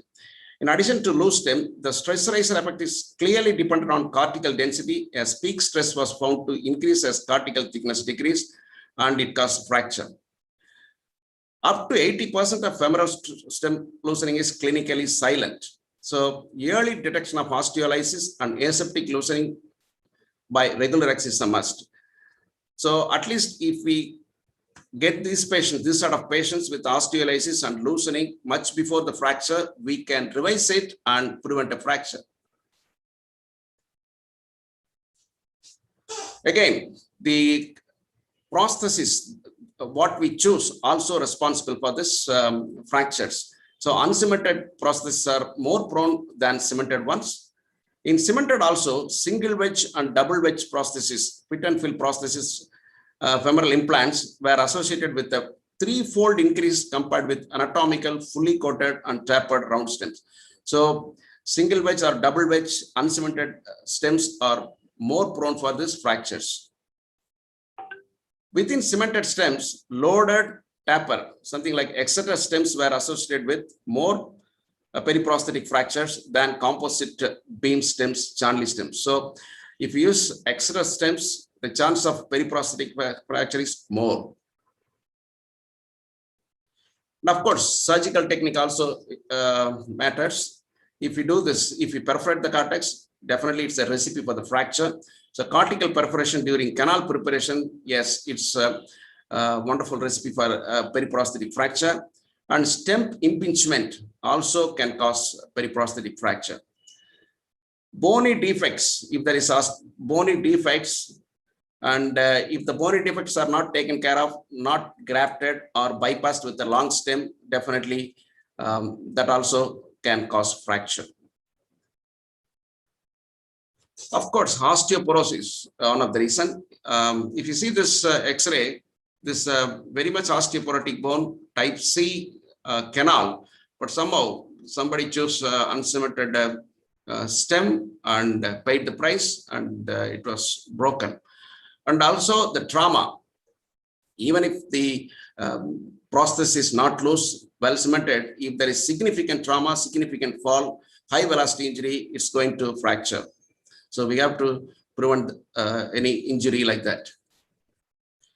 Neurological issues like giddiness, blackout, unsteady gait, all these are responsible for elderly people fall and they can get the fracture. So neurological issues should be sorted in order to prevent these fractures. So these fractures are technically challenging, and we have to confirm the prosthesis stability before treating. And always experience help, expertise is needed, and prevents is better. Thanks. Thank you, sir. That's a very concise presentation on management and prevention of periprosthetic fractures. So you outlined the basic classification system and the protocol for management of different type of fractures. And generally, patients with previous implant, female patients with severe osteoporotic bone, they're all prone for fractures. If you see a patient with GT fracture, we always see this type of fractures. Well-fixed stem, well-functioning hip orthoplasty, trivial fall, there is a small displaced GT fracture. What do you do? I'll open this question for all the panel members. If it is undisplaced or minimally displaced, I'll try to treat conservatively. But if it is grossly displaced, of course, it's better to fix it in order to prevent the limping and lurching gait. Okay. Anoop, your thought on this? Same, yeah. If it is displaced, surely I will have no hesitation to go in and fix it. But how do we fix it? That's the question. Yes. Ideal is to do, in my hands, is to do a tension band wiring type, the Charnley type, and put it back to 2 K wires going from GT to the shaft, and then, So I think that will hold it the best, rather than trying some cable plate or those, cause a lot of impingement and may cause infection. So I think a TBW technique probably is the best. Mahesh, your options? No, I agree with Anoop. To be honest, not much of a difference here. So if you have a type B1 type of fracture, good bone stock, fracture around the stem, what is the implant of choice? Mahesh, your take on that. So for a B1 fracture, you want to fix it? The dilemma is fixation or replacement, but I would opt for fixation. I tend to use either distal femoral locking plate from the opposite side and reverse it and use it. I like the AO plate simply because it has a periprosthetic fracture extension plate, which allows you to get some small diameter screws around the stem as well as a cable mount. So I think that that actually helps a lot in these cases. If it's a taper wedge stem, you have enough spaces around the stem to go and get a bicortical screw. But if it is a bulky stem, then it's a problem. But otherwise, I prefer the reverse plate from the distal femoral condyle on the opposite side, because we don't have the proper plates available in India as yet. Or otherwise, then we use a local company which is now coming with a hook plate and availability of a screw, the wire mount to get a cable across in the proximal fragment. Anoop, anything different you do or same? Yeah, a couple of very good periprosthetic plates coming in from Zimmer. So Zimmer has got excellent periprosthetic fracture plate, proximal femur. Also, Smith Nephew has a proximal femur plate, so you don't need to reverse the distal femur. So both those options are very good depending on what kind of fracture you have, number one. Number two, it also depends on what is inside. So if there is a cemented stem inside and the cement mantle is broken, that stem is considered loose. So it'll depend what is inside actually. Okay. So we use more of this cable system around the proximal femur and more of unicortical locking screws around the stem. And distally we use bicortical stems. And sometimes I also use stud grafts. I need to have a biplanar fixation in comminuted fractures. I use a stud graft as well. Anoop? Yeah, so the Zimmer plate has also got holes for the cables. Yes. Sort of holes for the cables, and you can take their Zimmer cables around it, at least the proximal 3-4 holes, and also that gives nice adjuvant fixation. So there's Indian hook plates, which Dr. Balasubramaniam showed in his presentation. They also have the option to put cables. Yeah, holes for yes. So we can use that in case of patient not able to afford. So these are all good systems. And coming to type 3B, where you have to revise this fixation. So what are the precautions, any precautions you need to follow in case of periprosthetic fractures? Do you rule out infection, or what is your take on that part? We don't know whether the previous implant has infection. How do you rule out infection? Mahesh, you have to unmute. Three would be a loose stem and a poor bone stock as well. So, obviously you will go through the rigmarole of ruling out infection by getting ESR, CRP even. But in a fracture situation, ESR, CRP will be elevated. That is a dilemma in these cases. So how do you go? Introp observation, do you use frozen section? Yeah, I definitely use, if I'm worried, I definitely use intraoperative frozen sections. I used to use Synovation, but unfortunately it's not available anymore. You could even do a leukocyte esterase if there is no blood staining of the fluid that you've collected, which is unlikely to be. But I think you then have to rely on the intraoperative frozen section. And if there is, you obviously need to go into the history as well for the patient to know whether or not there were any episodes of pain or discharging sinuses, perioperative wound problems. So all of these things will come into place. But I haven't really come across a situation where I've seen a periprosthetic fracture and there is infection present as well. Rare, but possible. So always a high-risk patient, you need to take precaution. History is very important. So there is a previous history of wound problem or any pain previously, then you always keep infection in the back of your mind. Anoop, you want to add anything, or we? Yeah, correct. No, there is evidence that if there is a periprosthetic fracture, you should be more cautious. You're ruling out infection. So I agree with you there. And the best is if the patient has some earlier X-rays, say a few months, that'll give you the periosteal reaction, and that may give you some indication that there is some occult infection there. And of course, per-op cell count and the per-op cells per high power field, 5 samples, as we all know. So those are the things. Per-op observation is very important. Yeah. But all these serological, blood and introp parameters, frozen section and cell count, are not validated in a periprosthetic fracture. They all say periprosthetic fracture is not validated. So history and looking at serial X-rays, and these are the few pointers which we can have for guidance in this case. Correct. So with that, we'll move on to the next presentation from Adarsh. So Adarsh is a consultant orthopedic surgeon at Sunshine Hospital, Hyderabad, and he is using this robotic system recently to do the joint replacements. He does a lot of primary TKRs, unicompartment knee replacement, and THRs. He's going to share his experience on how this robotic system can make a difference in complex THR situations. Over to you, Adarsh. Yeah, thank you, sir. I'm just sharing my screen.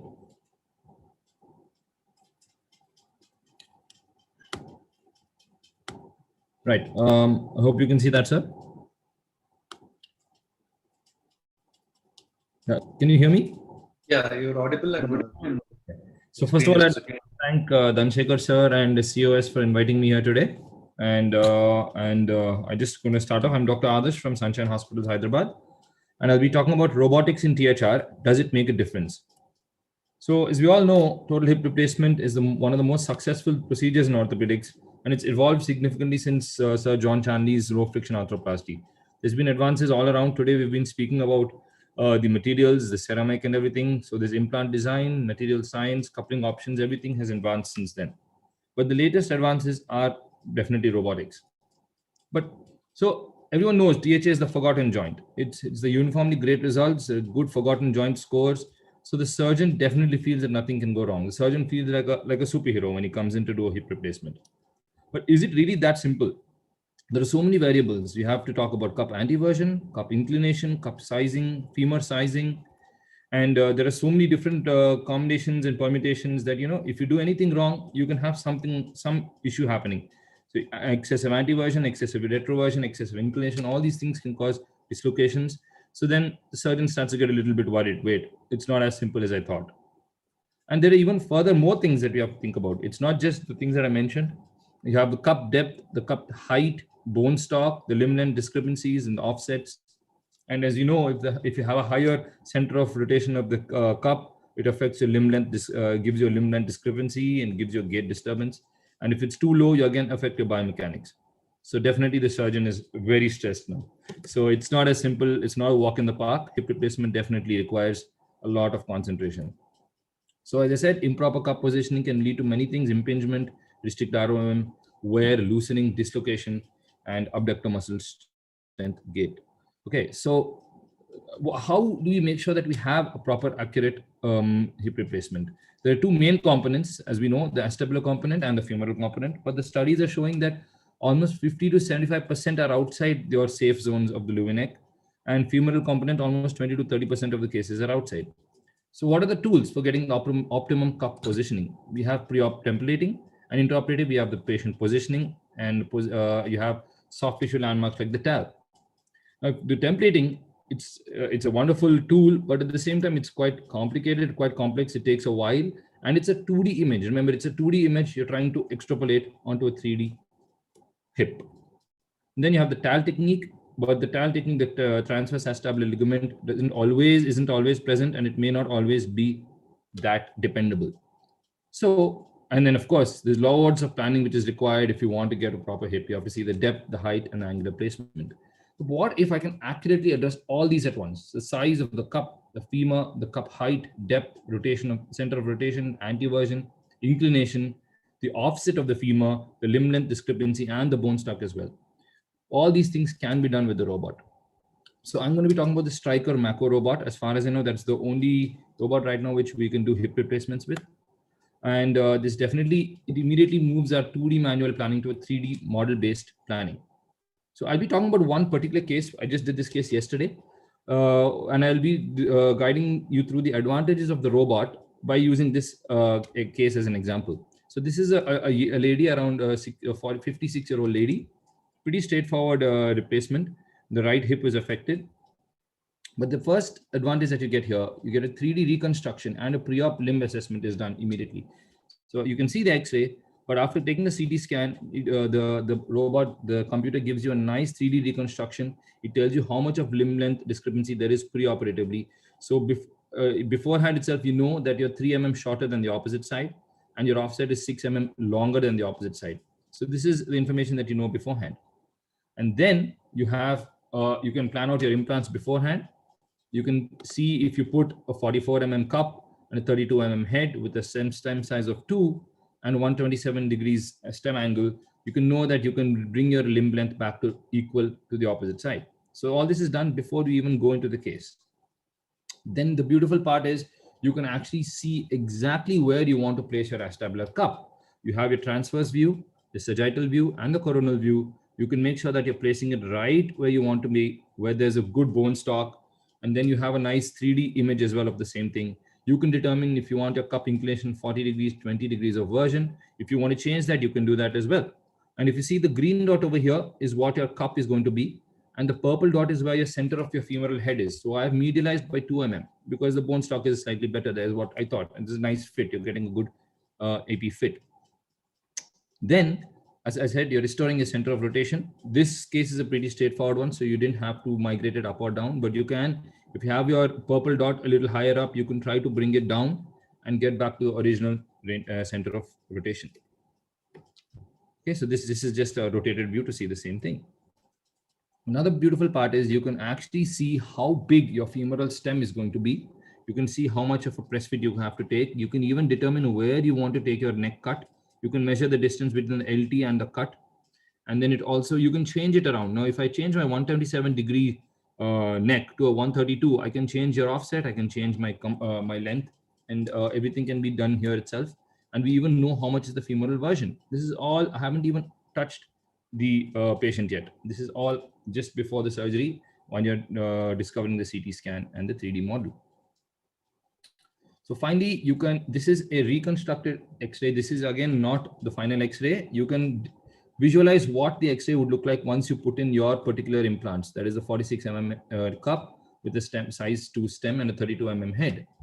Okay, so this is a visualization of the X-ray before you've actually done the case. Now, the next part is the haptics. Okay, it's a very safe thing, safe procedure where you're not going to be reaming outside what you have determined as what bone you want to remove. And on top of that, you have a single ream. With sequential reaming is required in manual THR. You don't know which is your right size. So you're going to keep going incrementally up, and you may end up taking out a little bit more bone than required. But with robotics, we've determined beforehand what our size is going to be. It's a single ream. We ream the acetabular only once, and the final implant is put in, and it also helps to preserve your bone. I'll just show you a clip from yesterday's case, how the robot comes into position first. Oops, sorry.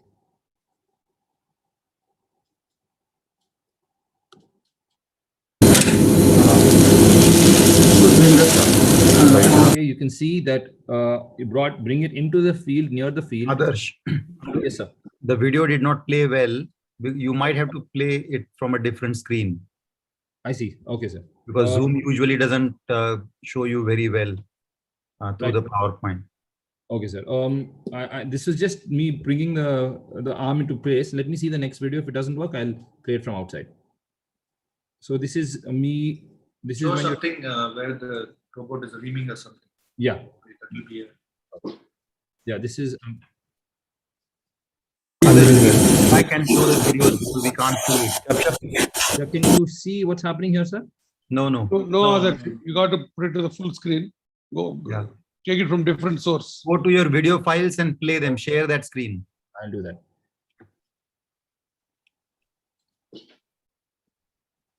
Okay, so.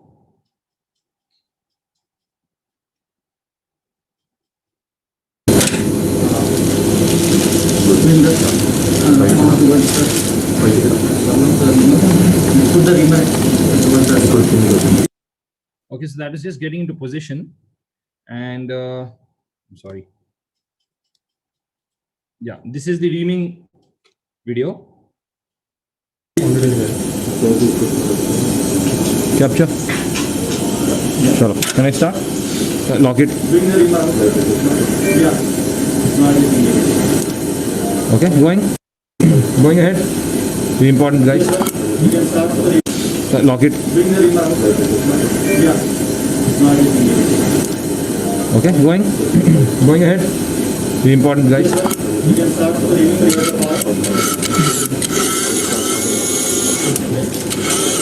I don't need to change it now.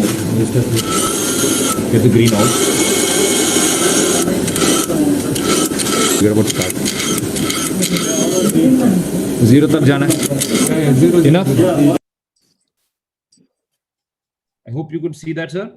Yeah. Yes, sir. Okay, great. So I'll just come back to the PPT. Show all the videos at the same time, probably. Yeah, I'll show it when I get to that next stage. So as you see, it's just a single ream, and I managed to take out the bone that was required to take out. I didn't have to go for sequential reaming there.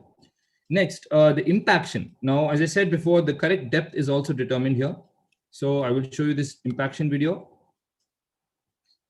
Once you have done the reaming. Yeah, lock it.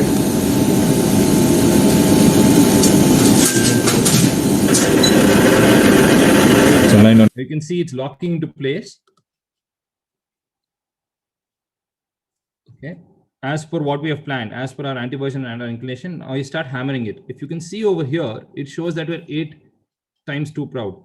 Now we have come down to 2. So I keep hammering until this comes down to 0. So it's even telling me how much I'm supposed to hammer that cup in. So sometimes we're scared in a very osteoporotic bone, or we don't know how much we have to go in and how far we have to go in. So here it's telling you exactly how much you need to hit as well. So again, that is done in a single step.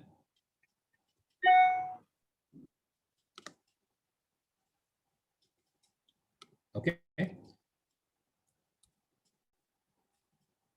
Now, once the impaction is done, you can see over here, what you do is you take a blue probe, and then you mark 5 points around the circumference of the cup, and then it tells you exactly what is your inclination and what's your anteversion, whether it's matching what you planned beforehand. So in this particular case, we planned a 40, we got a 39 degrees, and we planned a 20, and we got a 22 degrees.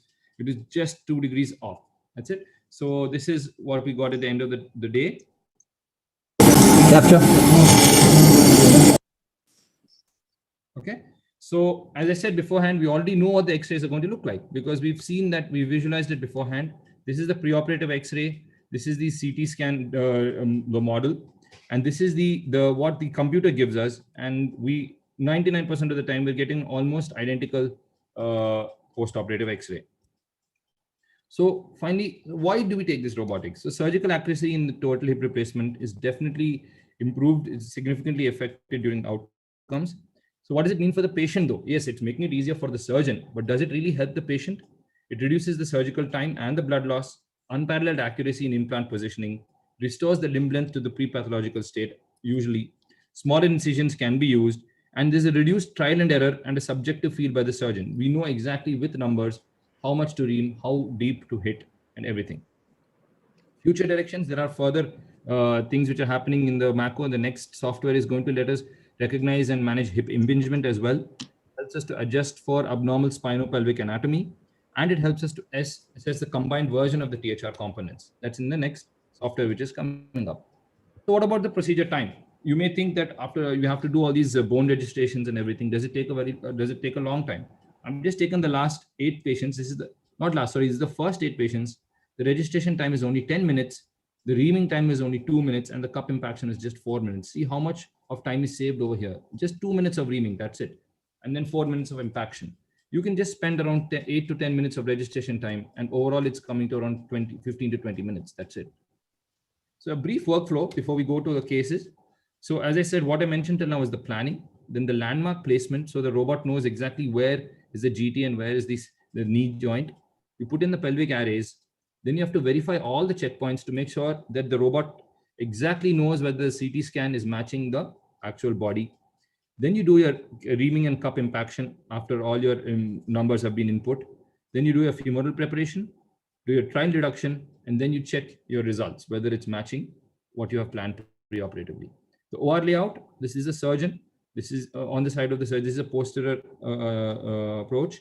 And the robot is on the opposite side, the contralateral side. And the arm comes over the body and it comes into the surgical field. So the implant planning stage is what I just mentioned in the previous slides. The bone registration, the initial registration, you have a proper, its exact anatomical location must be marked so that the robot knows exactly where is superior, where is posterior, where is anterior. Then you have many smaller points which are in the ballpark in that particular plane. If you manage to get within the range, you get a green dot, and then you can go ahead in the surgery. Then the actual reaming is done, the cup impaction is done, and then, as I said before, you check your final results. So now I just want to run you through a few cases. This is a very straightforward case. The first case that we had done with a robot is the right hip we're talking about. So as I said earlier, we have your pre-op visualization. You have the, you know that we are 2 mm longer, or whether how much is the offset and everything beforehand itself. And then once you put in your trial implants, this takes the Trident 2 implant and Accolade 2 stem. Okay. And once you put in your implants, you know how much is your leg length discrepancy. Then you check for your center of rotation of your cup. You can confirm that you want to go for a 40 degrees inclination and a 20 degrees version. And you're making sure that you know how deep you want your cup to go as well. After your reaming is done, you also check the stem. You can modify the stem again. As I said, the stem neck angle will help to change your offset and your length. And then you again cross-check your post-op X-ray with the visualization preoperatively. So it's almost spot on. We also did a staggered bilateral. This is a lady who had bilateral hip, and we did the procedure within 3 days of each other. Again, we visualized preoperatively how we're going to do the case. And as I said, by just changing the angle of the neck, we again managed to get the length corrected. Okay, so this is a 132, and this is showing 3 mm longer. Then we went for a 127 neck, and this is showing that it's almost the same. So then we check all the 3 transverse, coronal, and sagittal planes. We check with the implants reduced, and we see how much it's coming up to. And then these are the pre-op visualizations, and this is the post-op X-ray. Again, almost spot on. Dysplastic hip also, we had done one case. Again, this is very beautiful. It helps you completely know where is your extra osteophytes and how high you are from the opposite side. This is 3 mm shorter we were. So we managed to put in the cup in the right amount of bone stock where we had good bone stock. Again, as I said, it's a simple. I don't know. Can you see this video, sir? You're able to see? Unfortunately not, no. Okay. I'm just trying to show you that it's a single ream again. And again, we managed to get a very decent post-op X-ray without much of planning beforehand. It's just done with the CT scan itself. A single stage bilateral was also done in the second week of getting the robot. We managed to do a single stage bilateral. Again, we planned both the sides. This is after reduction of the first side, after reduction of the second side, and then we have your bilateral X-rays. You can also do this with the previous implants. This is one case where we had the CC screws we had to remove. So you know how far the screws are, you know whether it's cutting out and everything beforehand, and you can plan it even despite that. Yeah, there you go. And this is where we planned our cup to be put in. Again, 40 degrees, 20 degrees, and pre-visualization of the final implant. And we of course, this stem is slightly valgus, but otherwise the cup and everything has come in very well. And we're quite happy with the results as well. So thank you, sir. Just wanted to thank everyone for giving me this opportunity. Thank you. Thank you, Adarsh, for the concise presentation of the role of robotics in THR. Definitely is going to play a crucial role in complex hip pathology like dysplastic hip and in younger patient where you want to use a hard-on-hard bearing. So, Anoop, you're there. So, Anoop, you have been doing robotic knee surgeries. What do you think about hip replacements? No, I'm very excited, but the system that I use, Navio, will be getting the hip software end of this year or early next year. So I have to admit that I don't have any practical experience, though I've seen cases with Mako. It's very exciting, and especially on the socket side for the offset and the limb length. On the stem side, of course, is still you have to depend on your feel on the size of the stem. There is very exciting. It's very exciting. Yeah. Yeah. Sorry. Dhanasekara, sorry. As well, but we haven't really been using that. It's not as dependable as the cup side. So yeah. Dhanasekara, yeah. I mean, if you ask me, one thing that has really excited me in the last month is watching the Mako 4.0 hip surgery. Really? It is mind-boggling. As a hip surgeon, I've been using hip replacements for 20 years, but I saw a live surgery 4.0. It answers the questions or doubts that you have in your mind. It will give you an answer for your socket version, inclination, and single ream, single cup implantation, plus the limb length discrepancy. Nowadays, I think patients have become more inquisitive in our practice, where limb length discrepancy is not accepted anymore. A few years ago, you would get rid of their pain and they would thank you for their lives. But now they will be after you, especially young females. So I think, and with the spinopelvic software which is going to come in, I think it has really excited me. I would, if I was the decision maker, I would buy it. Unfortunately, I'm not a decision maker in my hospital. So can I make a comment, Dhanasekara? Yeah, decision maker. The decision maker, Dr. Guruvari, is also say that. Yeah. We are now buying another robot next month because of our volumes. I completely agree with Mahesh. I was telling this for the last 7 years. If at all robo is, I'm forced to buy a robo, that is for the cup placement of the this thing. It is phenomenal, and especially the latest software, the impingement.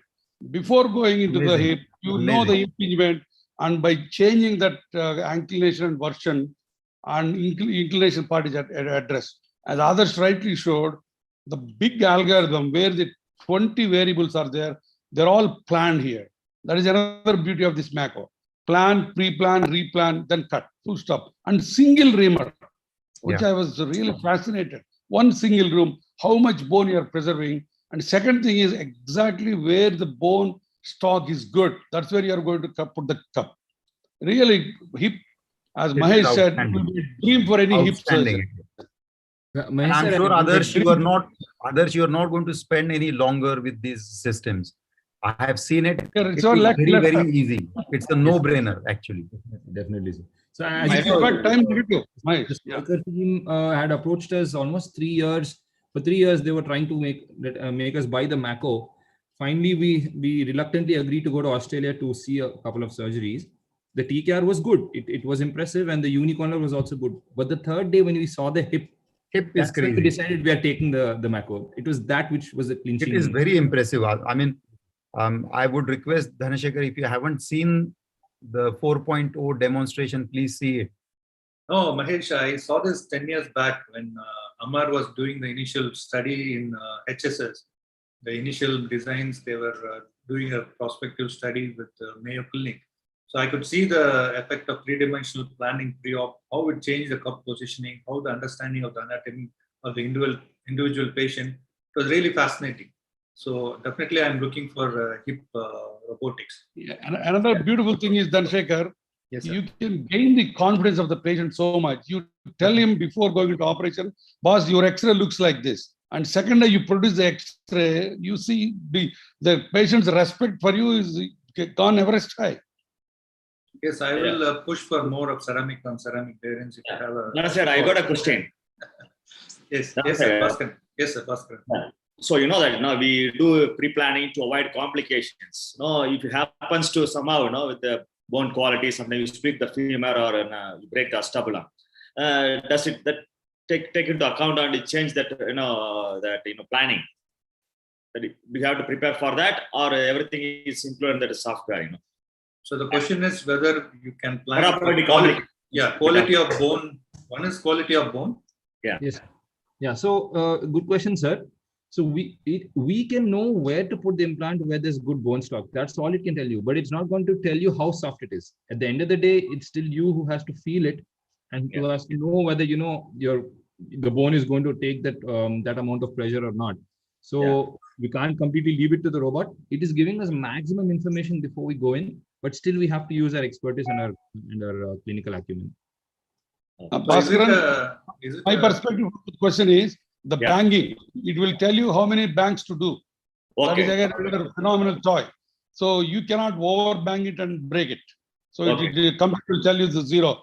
If you bang it after zero, it shows you red and your acetabulum is gone. So like that.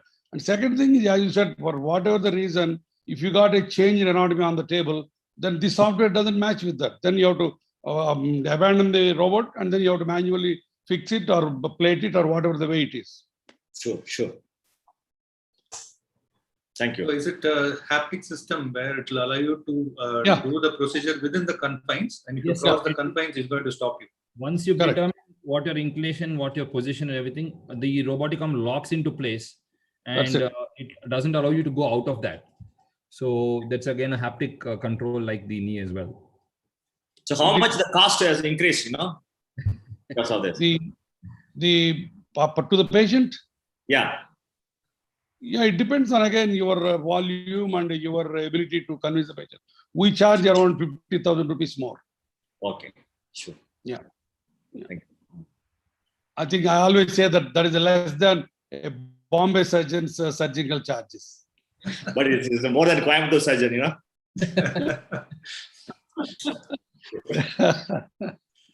Okay.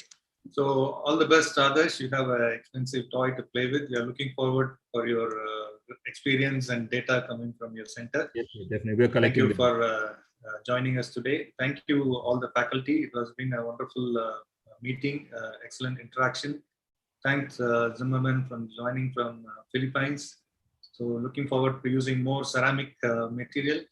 And thanks Anoop for excellent guidelines for using dual mobility and cementing in the elderly patient. Thanks Mahesh for your input on use of ceramic heads. Thank you Bala sir for his excellent lecture on periprosthetic fractures. Thanks to all the delegates and OrthoTV for making this event memorable event. Thank you all. And before we close, I ask our member, Dr. Karthik Selvaraj, to give a small song. He's an excellent singer, and today I requested him to sing a Hindi song for our faculty. Karthik, you're there? Karthik? Yes, sir. Yes, sir. I never realized I'm going to sing live. Yes, yes. Oh.